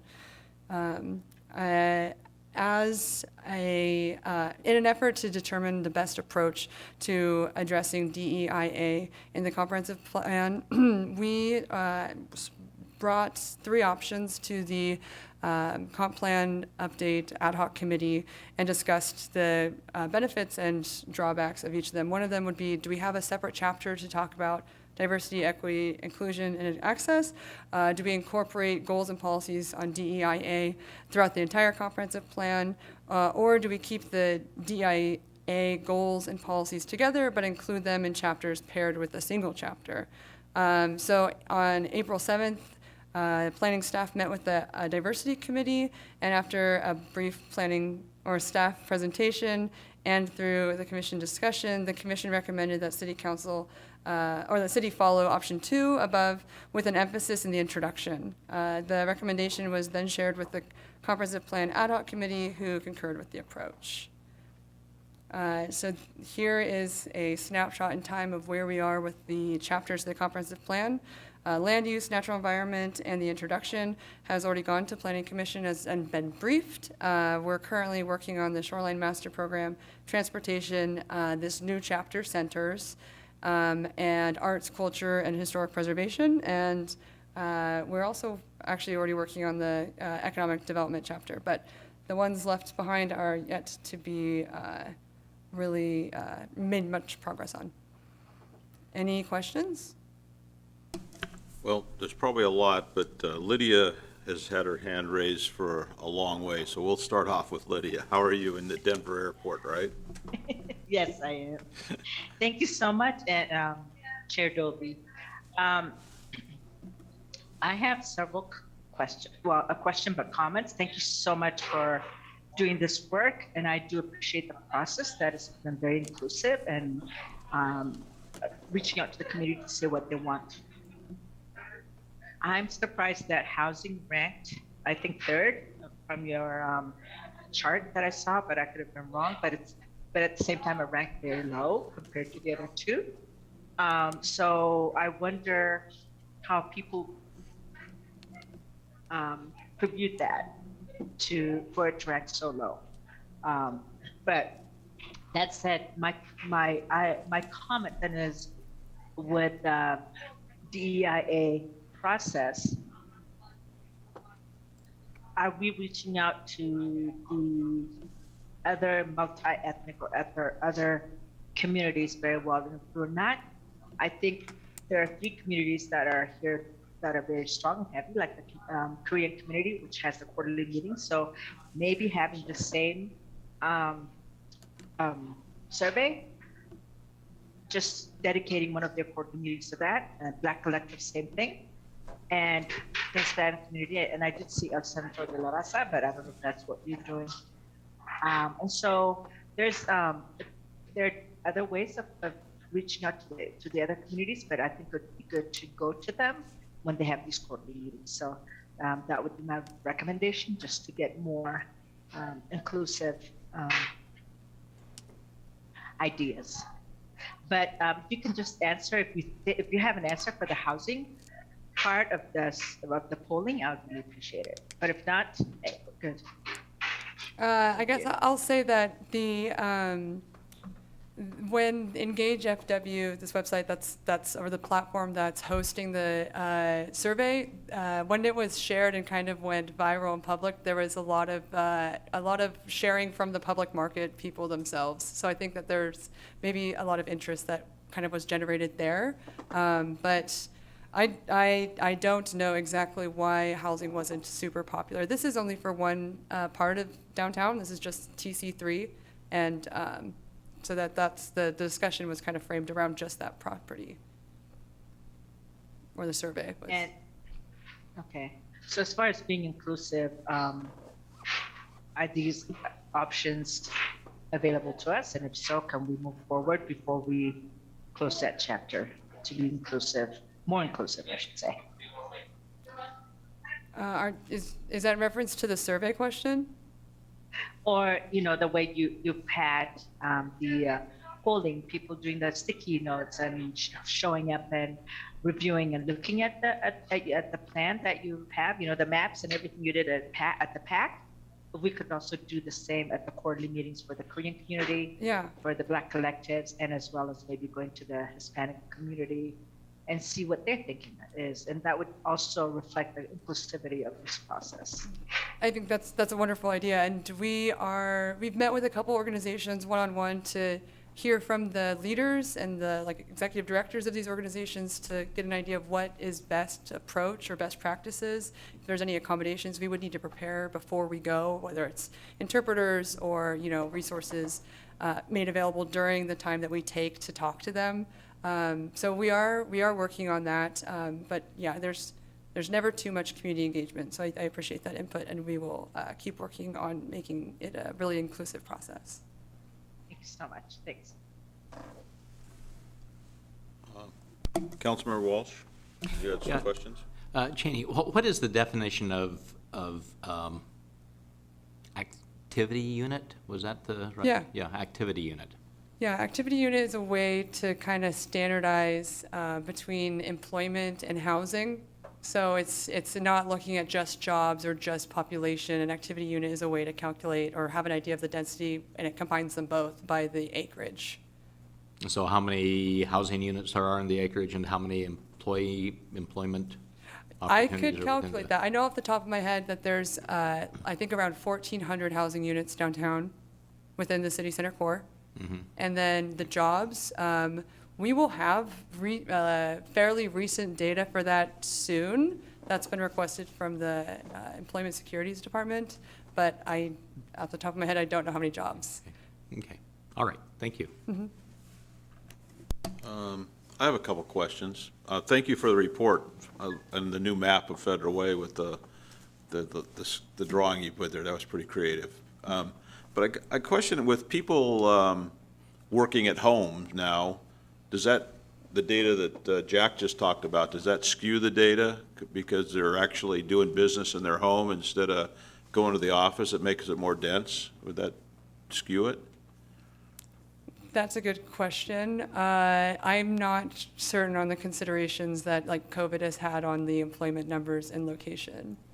Okay. Well, it seems to me, many of my employees work at home now instead of coming to the office, so I would think that that's probably the same everywhere else, so that might be skewing things. But I don't understand the Twin Lakes map. What are we proposing we're going to do with all these houses, or what what's there? I didn't quite understand. Yeah, so originally we took this conversation to the ad hoc, Update 2024 ad hoc committee.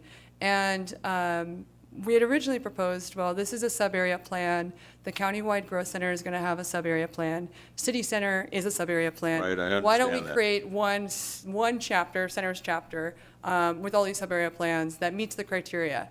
And after further discussion, the Twin Lakes sub-area plan isn't like a regionally designated boundary. And so there's not a criteria we need to meet. It doesn't have the same level of scrutiny or necessity for like certification and funding processes. So it's just, it can live alone as its own sub-area plan. So in terms of, like there will not be a growth target in that area like there will be in the countywide growth center and the city center core. Okay, so we have Twin Lakes. It could have easily been West Campus, or it could have been Lake Grove, or do we have a zone for each one of those too? I mean, why did we pick Twin Lakes out of all the zones in Federal Way? Yeah, there was criteria in 2010 when they chose that boundary, when they got the funding from CDC and Seattle King County Public Health for that boundary. But yeah, there's a lot of places that, you do, like as cities develop a lot of sub-area plans and create Right. neighborhoods. And so Right. we just have Twin Lakes at this point. We in just have City Twin Center. Lakes. It could have been Lake Grove, it could have been Marine Hills. It could have Whatever been- met the criteria at the time when the At the time, application. okay. And there's a lot of information there about equality and equity in that, I mean, that's not a baked chapter yet. There's going to be a lot of discussion on that area, correct? So the conclusion from the Yeah, ad hoc was the that new- it won't be its own chapter. It's not a chapter. It's It's like a consideration and a principle that will be considered in each chapter. So it's a new designation of letters that we've never had before until recently. Yeah, there's within the very last little couple of mentioned years. in the 2015 comp plan, there's very little mentioned on diversity, equity, or if any on Yeah. inclusion. So I guess I'm saying is, we're a committee of 3, and there's a council of 7, and we have 100,000 people that live here, and we're gonna have to have some real debate and real discussion of what that really means, other than it's something new that just popped in that we're gonna put into our comp plan, right? I mean, I'm assuming? So the city of Federal Way is increasingly more diverse every year. I and understand, it's- I understand that. I've lived here since 1968, Okay. so I get that. I'm just concerned that we'd have alphabet soup of new letters and new designations that's going into the comp plan, and just to make the assumption we're gonna do that and we're gonna go this way, which I'm not saying is bad, I think there needs to be a lot of discussion, because we have 101,000 people living here, and we're making this decision on where the comp plan's going with what I don't think is enough input from enough people to say that's exactly, I mean, everybody's gonna agree with equality, but when you start talking about equity, that's a whole nother discussion we've never had. So I just wanna understand it a little bit more before we put it into writing into our comp plan and live by it for the next 20 years. Okay. That's just my opinion. My colleagues here may not have the same opinion, but that's my opinion, unless it's law that I don't know about. So we'd have to be in compliance with the countywide planning policies, and there's specific direction to, at least for these centers chapters, to do engagement that's equitable. Well, I just want to understand it. It's just because the county says it doesn't mean it's good for Federal Way. So Council Committee Chair Dovey, Keith Niven, Planning Manager. So to your point, for the next year and a half, we will be having public conversations about all of the comprehensive plan, and especially the new things. Like, for example, we have a brand-new climate and resiliency chapter that's going to be coming online. Our goal is to have as much conversation with the community and to try and reach out to as many different parts of the community. We're never going to get to the complete 101,000 people out there. And I understand. But the hope is, before we come back with drafts for you guys and for your consideration, is that there's been as much public conversation as we can have. Good. Okay. That's perfect. Lydia, you have a question? Actually, I just wanted to A comment. comment in response to what you just said. I believe it's an important chapter or an important, even, it's a new concept or a new law idea to you because it wasn't there, but it was a necessary idea and a necessary policy to have in place because in the past we haven't had it. And so by adding this, we are saying that we are inclusive, we understand we're diverse, we're accessible, and there's equity in what we do. And I believe last week when not last week, but one of our meetings when Director EJ. DJ. When, it is the same name, sorry. When he was talking about reaching out to the communities that are underserved when it comes to infrastructure, you did have a similar question. And I believe this equity would definitely address that to where staff, council, and the general public would know that we have to do this. Just because they don't come to us with these requests doesn't mean we should not make it equitable and serve the populations and the areas and the neighborhoods that are being served. So having a chapter and having a language that we follow and follow it uniformly and collectively makes sense. And I don't think this should be a debatable issue. I think it should just be understood that this is where we're headed and we should move forward with it. Because if we were to have a discussion, the people who are going to come to those conversations might be people who agree with you totally, and then we'll miss out and lose the people who need it more because they don't know, they don't come, again, because they're not equitably served, and we don't reach out to them. And it's not by plan or design, but we don't have to, right? So I really strongly want that chapter or that discussion within every chapter, however we do it within the comp plan, but I think it's very important. Yeah. And I don't think state and county is pushing us to do it. It's just something that has to be done. And it's the right thing to do. So thank you for your time. I appreciate it. And Lydia, just so you know, I agree with you. I think we just have to make sure we have the right definitions and we make it very, very clear so everybody understands what we're discussing instead of assuming we know what we're talking about. I appreciate that, and I think it's important. Yeah. I just don't want 101 people to, the majority who shows up to decide just No. because there's 50%, 70% said no. I don't want that to be part of the discussion, but like you said, education and making people understand what it is valid, and I totally agree with you. Yeah, I just don't want the public to put some kind of pressure on council to say, oh, we don't need it, because I really believe it's important. You have to have it. But thank you for your time. I really appreciate it. Thank you. Okay, any other questions? Okay. Thank you very much. It was a great presentation. I appreciate it, and we've got a lot of fun stuff to do. Yeah, thank you. Now we're moving to the very last report. It's on, what is that street? 376. Yes, 376. I got to learn how to get this computer to quit timing out. Jeez. Okay, EJ, thank you. You're the last one up before we adjourn. That's a tough place to be. I will make sure I am nice and long for you.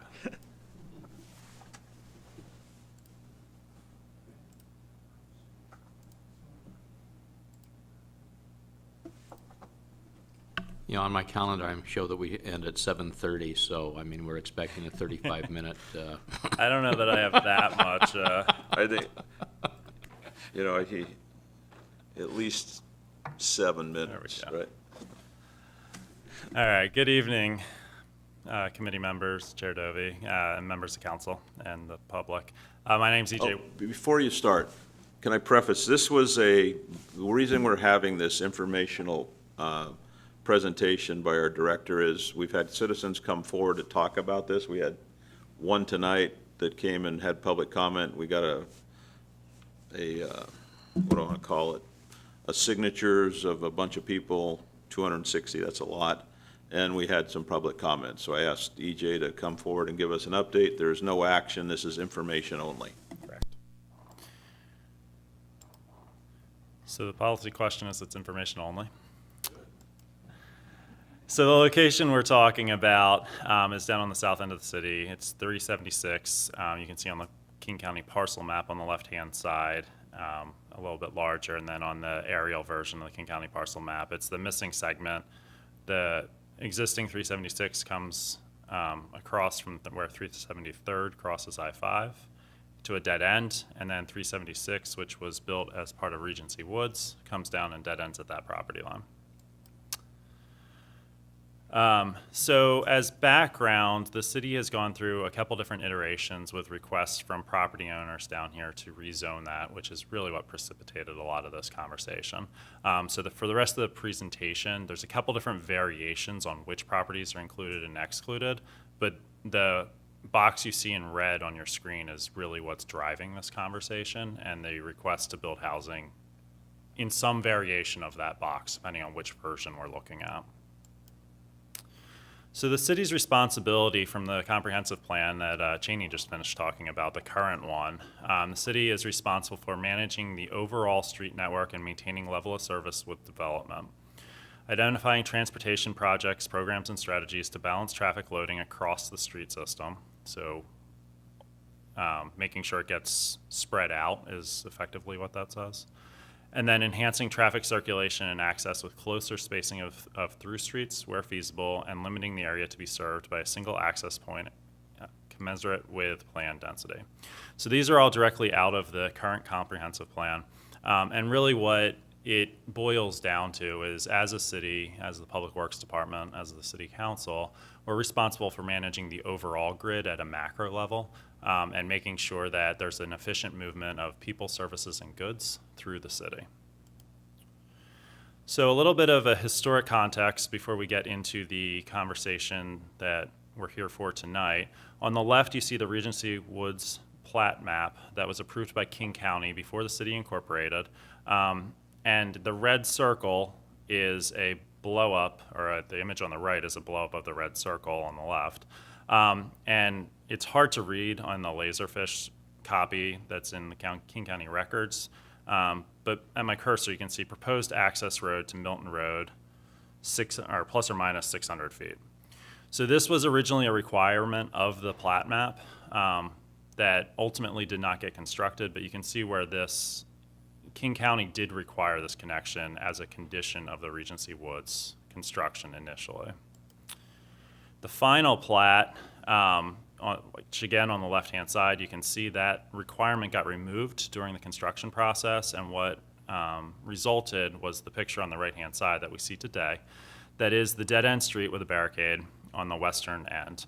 That requirement, as I mentioned, was removed during construction. In lieu of doing that, the developer was required to construct the barrier you're seeing here, but also to make other improvements on the existing road system under King County, basically at the other end of the project, that were also not on that preliminary plat. After that got done, King County, again, this is all pre-city at this point, added the future connection to the countywide roads plan, which is a countywide document. It's the countywide version of our comprehensive plan. Subsequently, the city incorporated and developed a comprehensive plan. And I guess I should be clear that this all occurred pre-city. A lot of the construction of the actual houses in Regency Woods occurred after the city incorporated. So it's very close timeframes. But I know there was many houses in that development that were constructed after this, once the city had incorporated, which can be a little bit confusing when you look into this. After we incorporated, we were required as a city to develop a comprehensive plan. We did that. As a first blush of that exercise, what we did was we took the countywide road plan that applied to the city and took the roads from that and incorporated it. So we took the roads that King County had already said should have been there under that and incorporated that. That connection that you saw has carried through since the first comprehensive plan of the city. So it's nothing new. So this is our current adopted plan. This is not the one that Cheney was talking about tonight for the future one. This is the current one. Again, on the bottom left-hand side, you can see the road connecting through. The red circle is a blow-up of the picture on the top right-hand side, which is that black line that connects out to Milton Road. And then the section that is required under our current comprehensive plan is what you see on the bottom of your page. So it's a 2-lane cross-section with parking on both sides, street trees, lights, and sidewalk, which is equivalent to most of what you see in the denser developed parts of the city under current standards. So in 2016, we received a comprehensive plan change request from a handful of the property owners, and the request was to convert the existing zoning, which was RS 35.0, which in layman's terms equates to 1 lot per 35,000 square foot of property.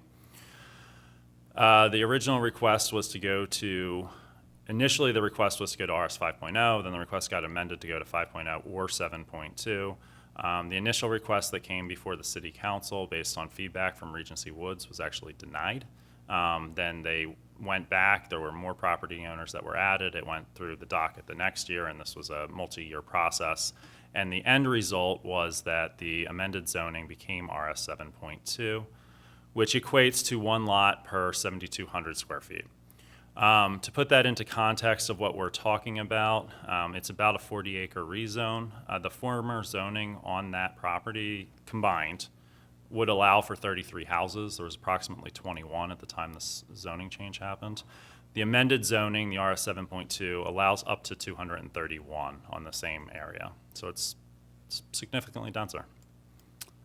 The other, if I can go back, the other point that I would, just to kind of put that into reference for the public and council, Marine Hills is RS 9.6, so that is actually a lower density than what is approved for this area. The Ridge is also 9.6. Twin Lakes is 7.2, so this is about the density of Twin Lakes as what is approved here.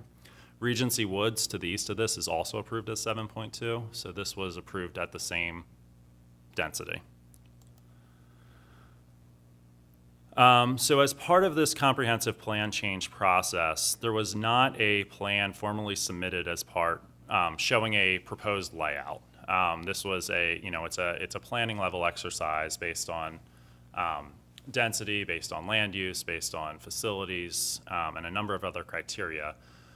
But it's a little bit of a chicken and egg question. So when you go through the planning amendment process, there is not a, this is the plan we want to build. That's the chicken that comes later.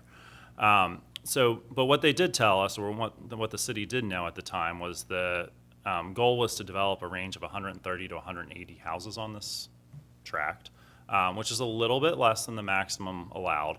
And there was also, as part of this process, no changes proposed to that comprehensive plan as far as the road system goes that we talked about. With that 130 to 180, it is still, depending on which map you look at, some of the parcels come in, some of the parcels go out in the project plans that have been subsequently submitted. It is still the city's responsibility to plan for the maximum density. And effectively, what that boils down to is, unless something is dedicated as green space or a park or something to that effect, if there's a parcel that is only half the parcel is used and the other part ends up staying as it is today, you may end up with 130 houses, but then 2 years from now, that remainder parcel very well may come in and put another 30 houses on it. So as a city, we're obligated to plan for the maximum density, even though that may not occur for some period of time. And then ultimately, if a park does go in there, if it does become green space, at some point when we update the planning, the zoning stays the same, but as far as the road network goes and the road modeling, that gets pulled down to reflect that a park was constructed there. So as part of that process, the city caused a transportation impact analysis to be performed, studying the increase in density. In layman's terms, we hired a consultant. We found that with the on-site and off-site improvements from the comprehensive plan, so we base it on that, and project-specific improvements, so what can reasonably be expected as frontage improvements in the road network they're required to construct, the project impacts that were created by the development of up to 231 houses could be mitigated, which is one of the criteria that lets the project proceed. And we're not talking about wetlands and all the other environmental things that are part of that comp plan. We're just sticking to transportation, but there's some others as well. So out of the traffic report that was prepared, you can see on the top the condition that basically says South 376th Street is a minor collector, which will be a type S street and extended to the stub from Regency Woods subdivision. Milton Road S is principal collector and will be reclassed to type K, or as a type K from type P as part of the rezoning. So what does that actually mean? So the map on the bottom is the graphical representation of the study. So everywhere there's a red line is where trips are projected to go from this development. So as you can see, based on the increase in density, there is an expectation that the housing from that development would generate trips that go through Regency Woods. That's effectively what we're here to talk about. So if that connection were to be broken, those trips need to go somewhere else without causing an impact to the system. So that historically and typically is on the developer to prove how they would do that, but we've taken a slightly different process to get to where we are today. But that is the principal reason why the section is in the comp plan, is that the studies that were done did use the historic information that we went over and assumed it to be what we have historically assumed, and then it is used, and there will be an increase in traffic within Regency Woods from the houses. This is not a cut-through street. Certainly it could be used as that, but the trips you are seeing are not cut-through traffic. It's the traffic that would be using it from the resultant development of these properties. So after that, the city approved that comprehensive plan, which changed the zoning from RS35 to RS7.2. A collective of the property owners came in with a pre-application request to develop 132 lots. So the low end, but it is what was represented. And you can see in this, there's a couple of parcels that were not part of it, which gets back to that earlier conversation. There's some open space over here. That earlier conversation of future increases in density. There's a lot of words on the next two screens, so I'm not going to read them all to you. But these are directly copied out of the pre-application letter that went back to the applicant. So in summary, the comment numbers are correct. They match the numbers from the letter, even though they're non-sequential. So comment number 10 basically covers that the city is in the process of conducting an evaluation at the request of council. And we will initiate it in 2021, which is where we are. The next comment talks about the comprehensive plan and the requirements that are on there. And then this is the bullet to the comment on the previous page that says, the South 376th Street is in the comprehensive plan. It's required to be constructed. We've already heard from the community, so you can see within here that this connection is necessary to enhance traffic circulation and access and is supported by code and comprehensive plan policies. The applicant shall conduct a traffic study and meet with the neighborhood to address concerns by the resident resulting from the street connection. So they are required to mitigate their impacts to the development. That plan, afterwards, we didn't really receive follow-up on. And then subsequently, in September of last year, they came in with a second plan. So this one reduced the development to 85 lots. You can see there's a bunch more vacant parcels, and there's some other reasons why the plan change was made just beyond the transportation network. There's also, based on some of the lots that disappeared out of here, it reduces the requirements along Milton Road as well to reduce that curve to allow trips to go through there. But they reduced the plan here. Again, you can see the connection is not on there again. So again, there was a pre-application meeting, same thing. There's a lot of words on the next two slides. These are the comments directly out of the letter that went to the applicant. So it talks again about the need for the road request directly out of the comp plan.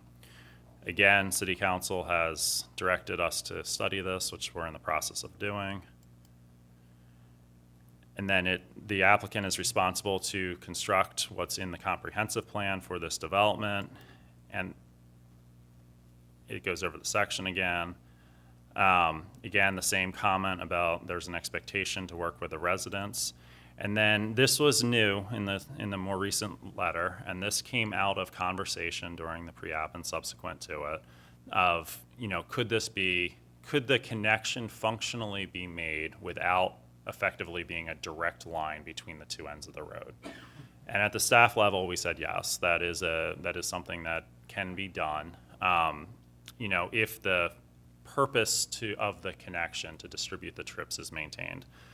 So what you see in the bold section of the comment would effectively be a little bit of a ring road style connection or a U to go around one of the existing houses that they want to retain. But it would still meet that purpose of connecting the two ends.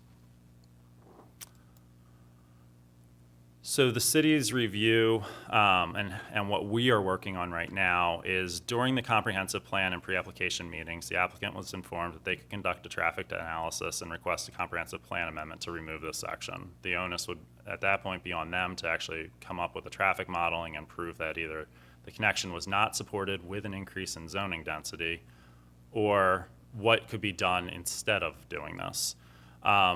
The applicant ultimately did not do that. They lobbied the city to perform that work, which as part of the 21-22 budget, the council did authorize and fund performing that study, which is what we're in the middle of doing. So that the study is in progress. We're expected to have results later this summer. It'll come back to LUTC later, which I think is actually the next slide. Part of the study is reviewing effectively three options. One, is it possible to eliminate the connection and what happens to those trips that were allocated to it? Modifying an alternate connections. So if it's removed here, can you replace it somewhere else? Or with the increase in density, does it actually warrant having to have additional or increased capacity connections into Regency Woods to create additional east-west connections? So other requirements or other considerations, going back to that macro level, and you heard it in some of the public comment tonight as well, we do have a complete streets requirements that requires access to all. So cutting off neighborhoods is not permissible under that. Transportation connectivity for bus and transit operations is something we have to focus on and have to incorporate. You heard a comment about emergency vehicle access tonight. That is something we have to take into consideration as police and fire. School bus routing and access to the various schools. How do school buses move in and out of the neighborhoods?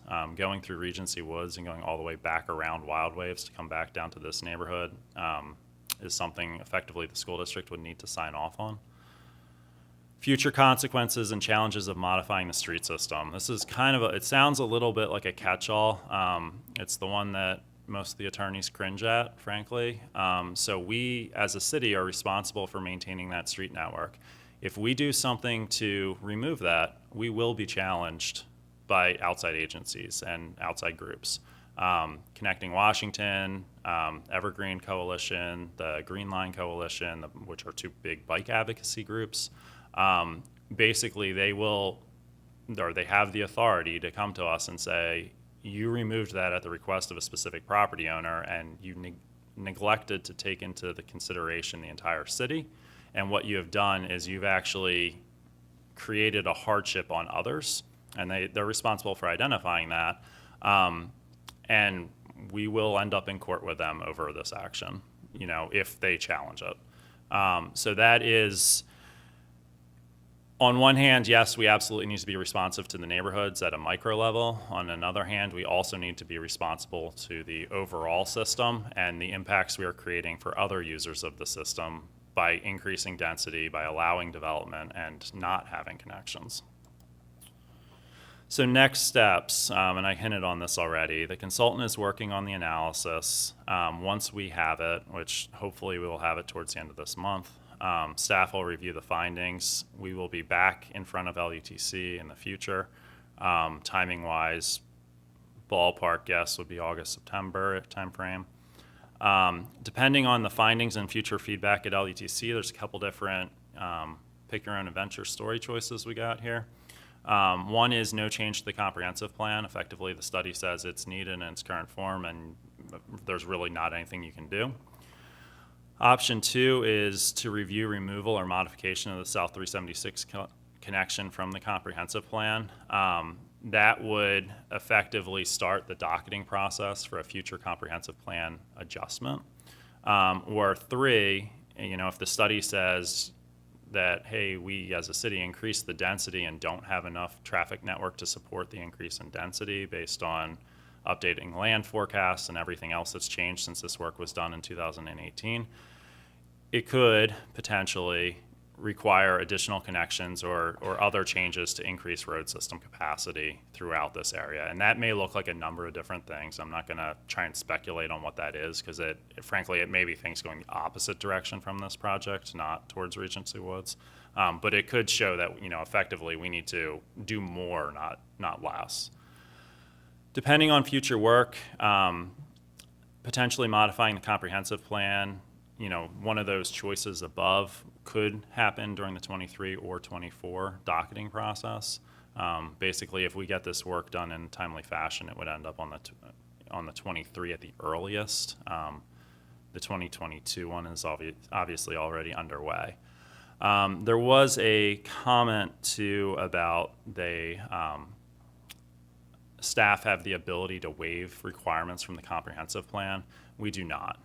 So to clarify what we have ability to, and what code gives specifically me authority to waive, is if I can get back to the one with the street section on it, is if there is a hardship, maybe I can get back to it, there it is. If there is a hardship from wetlands or slopes or some sort of other constraint, we have the ability to say, hey, for this 50-foot road section where you're going to go past the wetlands, we're going to drop the parking lane requirement and have the road, with the 2 lanes, but have a section with no parking. Or we're going to eliminate the utility strip for a section, or we're going to eliminate a planter over a bridge. That's the authority that code gives us. It does not give us interpretation authority to change the requirements of the comprehensive plan. That is something that's a council action that's done through an amendment to the comprehensive plan during the docketing process. So there is no way at a staff level, for us to effectively waive the requirement of a connection. And now I gotta get all the way back to where we were.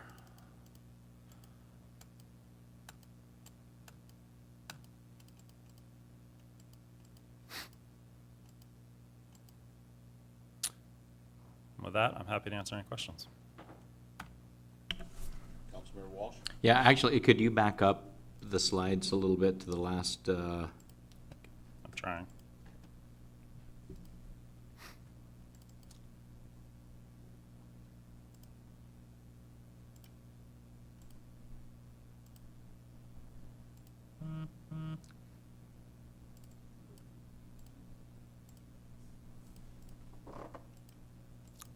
So which one, Councilmember? okay, keep going.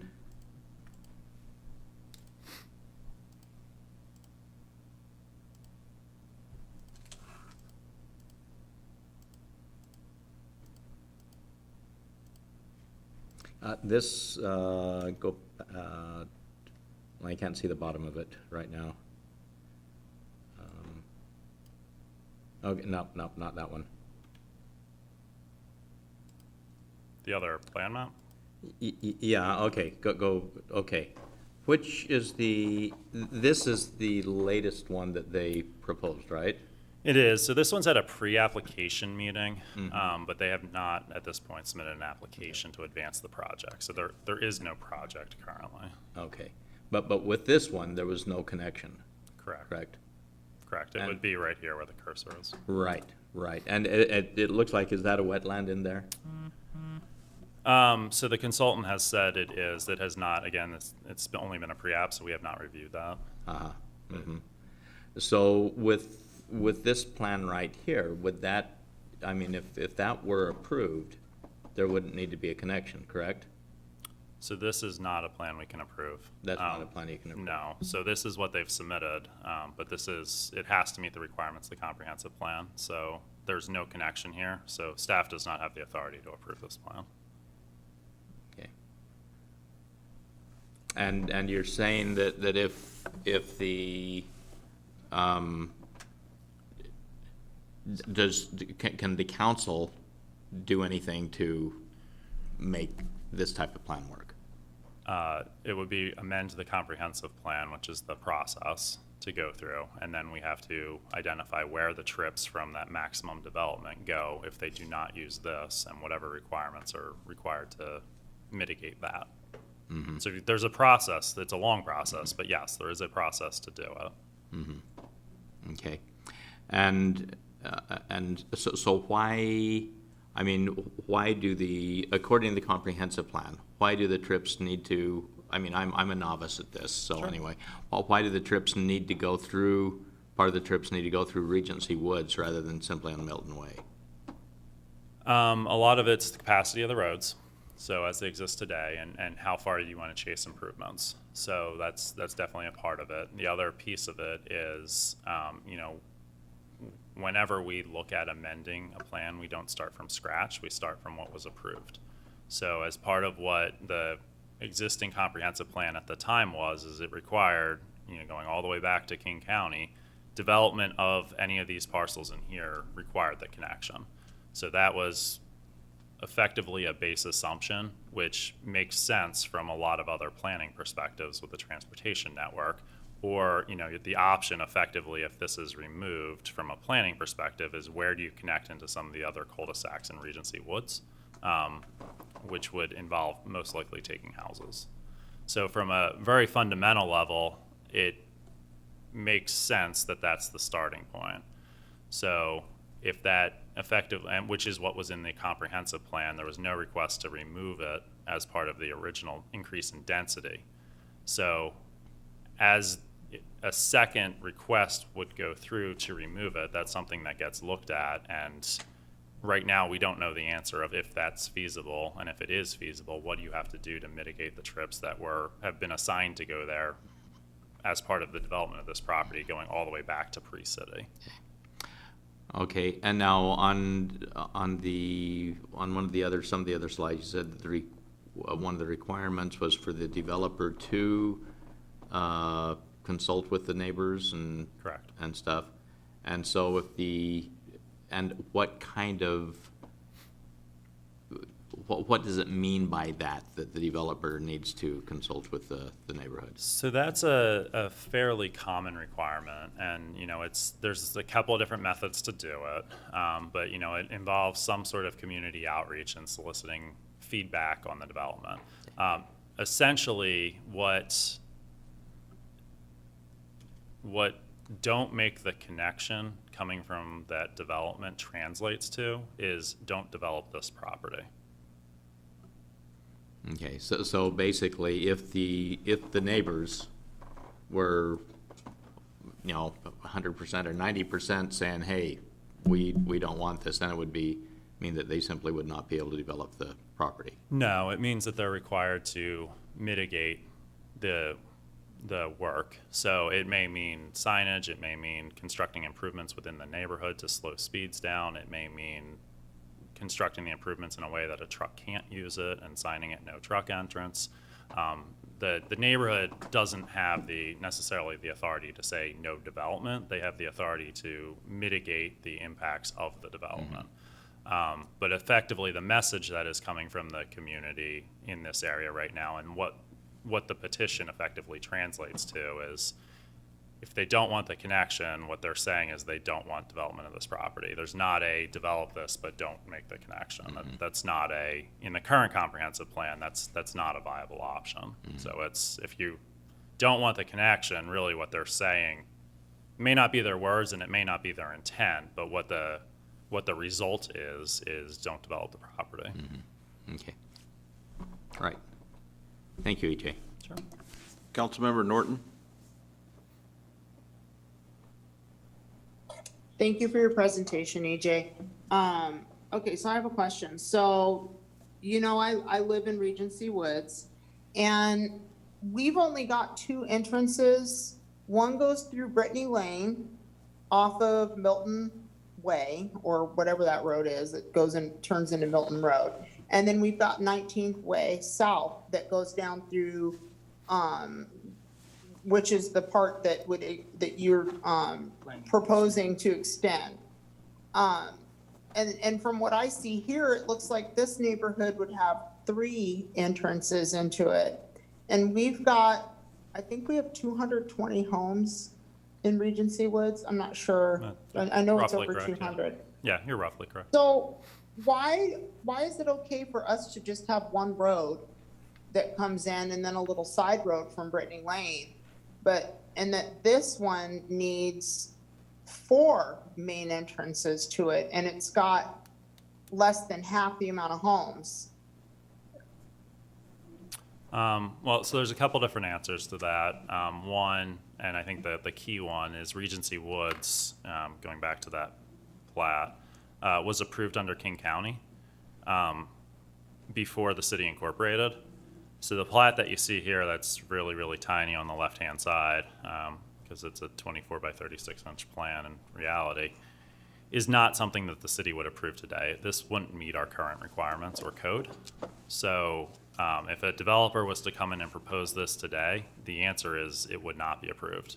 But on the same token, we don't go back to a development like this that was constructed before the city and say, oh, by the way, now you need to go build 3 more roads. So that is part of the, or that is the historic reason of why it was allowed previously. It's going to increase the load or not? The other half of the conversation, though, is, and it's really hard to see in this plan, and I don't have a way to zoom in on this, I don't think, is the trips work both ways.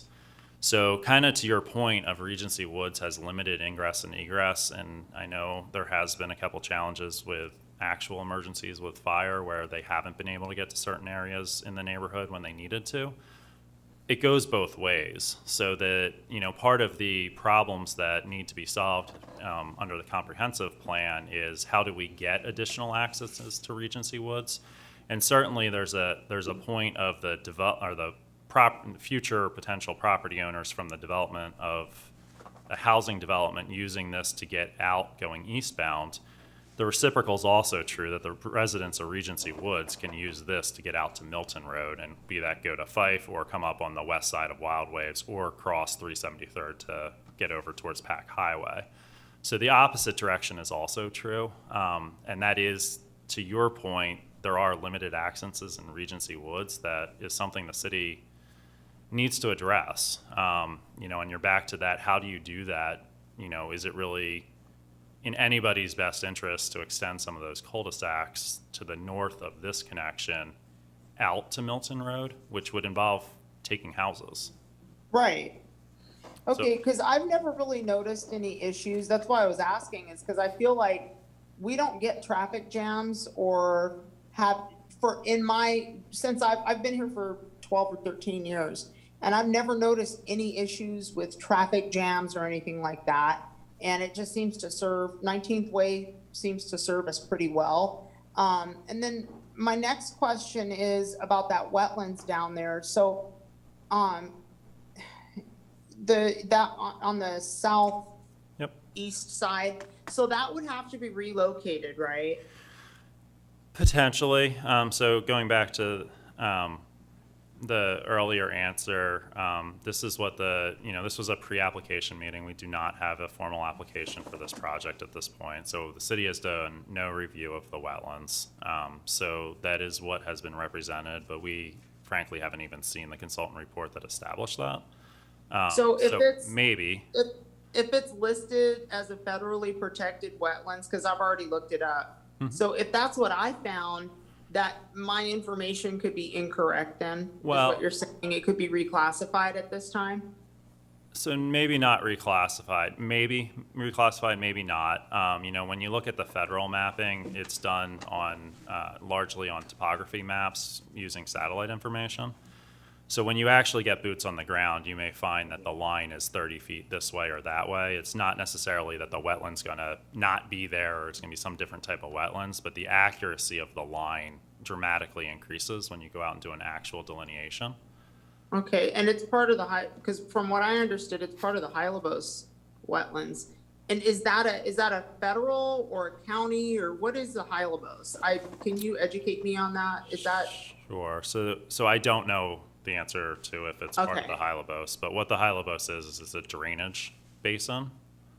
So it is effectively what drains to the Hylabos Creek and ultimately the Puget Sound. And effectively, if you were to go up to airplane height and drop a bucket of water, where would the water go? That's effectively what the Hylabos is. It's all Okay. the water that would drain to the Hylabos River is the Hylabos Basin. So this is close to being in there, but I don't want to speak out of turn. Okay, because But- that's what it's listed as because that's why I just It could be. assumed. I assumed if they put a road in there, they'd have to do something and put another wetlands in there. Yeah, and there's a Somewhere around here. there is a process to mitigate wetlands, and if that is, there's a lot of ifs in this conversation, but if the wetlands are there and if they do need, the Army Corps says they need to be mitigated based on where the actual line is and the buffers are, there's a process to do that. That also kind of gets back to the comment that staff made, that bold comment that I mentioned of, if the applicant can go and ring this and avoid that, that meets the functional requirement of the comprehensive plan of So you creating. would be okay with that little jog north there? You'd be okay with that? Yeah, so this isn't actually a road right here now. This is actually No. what they're showing is constructing. I mean, they're in the buffer, but they're proposing to construct water and sewer connections to the end of the road that was stubbed out for this development. So Okay. if this were to be a road, yes, we've told them that would meet the intent of the comprehensive plan, and that's something that could be approved. Really? Okay, well, that makes me happy. And then I've got one more question, and then I promise I won't bug you anymore. Okay, what are the names of the entities you said that may sue? I didn't have a pen in my hand at the time. May I please have those names again? Sure. If we didn't do that? Sure. So there's a ton of them. I named, I think, a couple of the transportation advocacy groups. So Transportation Advocacy, Green Line Forum, Greenleaf Coalition are, I think, the three that I named. Green Line and then Greenleaf. Okay, Correct. Greenleaf Forum? Greenleaf Coalition, Coalition, okay, and Green Line Forum. correct. So Okay. granted, Thank you. that's just a couple. I don't want to lead anyone to believe that's an exhaustive list. But my point is basically there are transportation advocacy groups out there that watch this that could try and make the case that by removing this, we have detrimentally impacted and acted against our own complete streets requirements and could challenge it.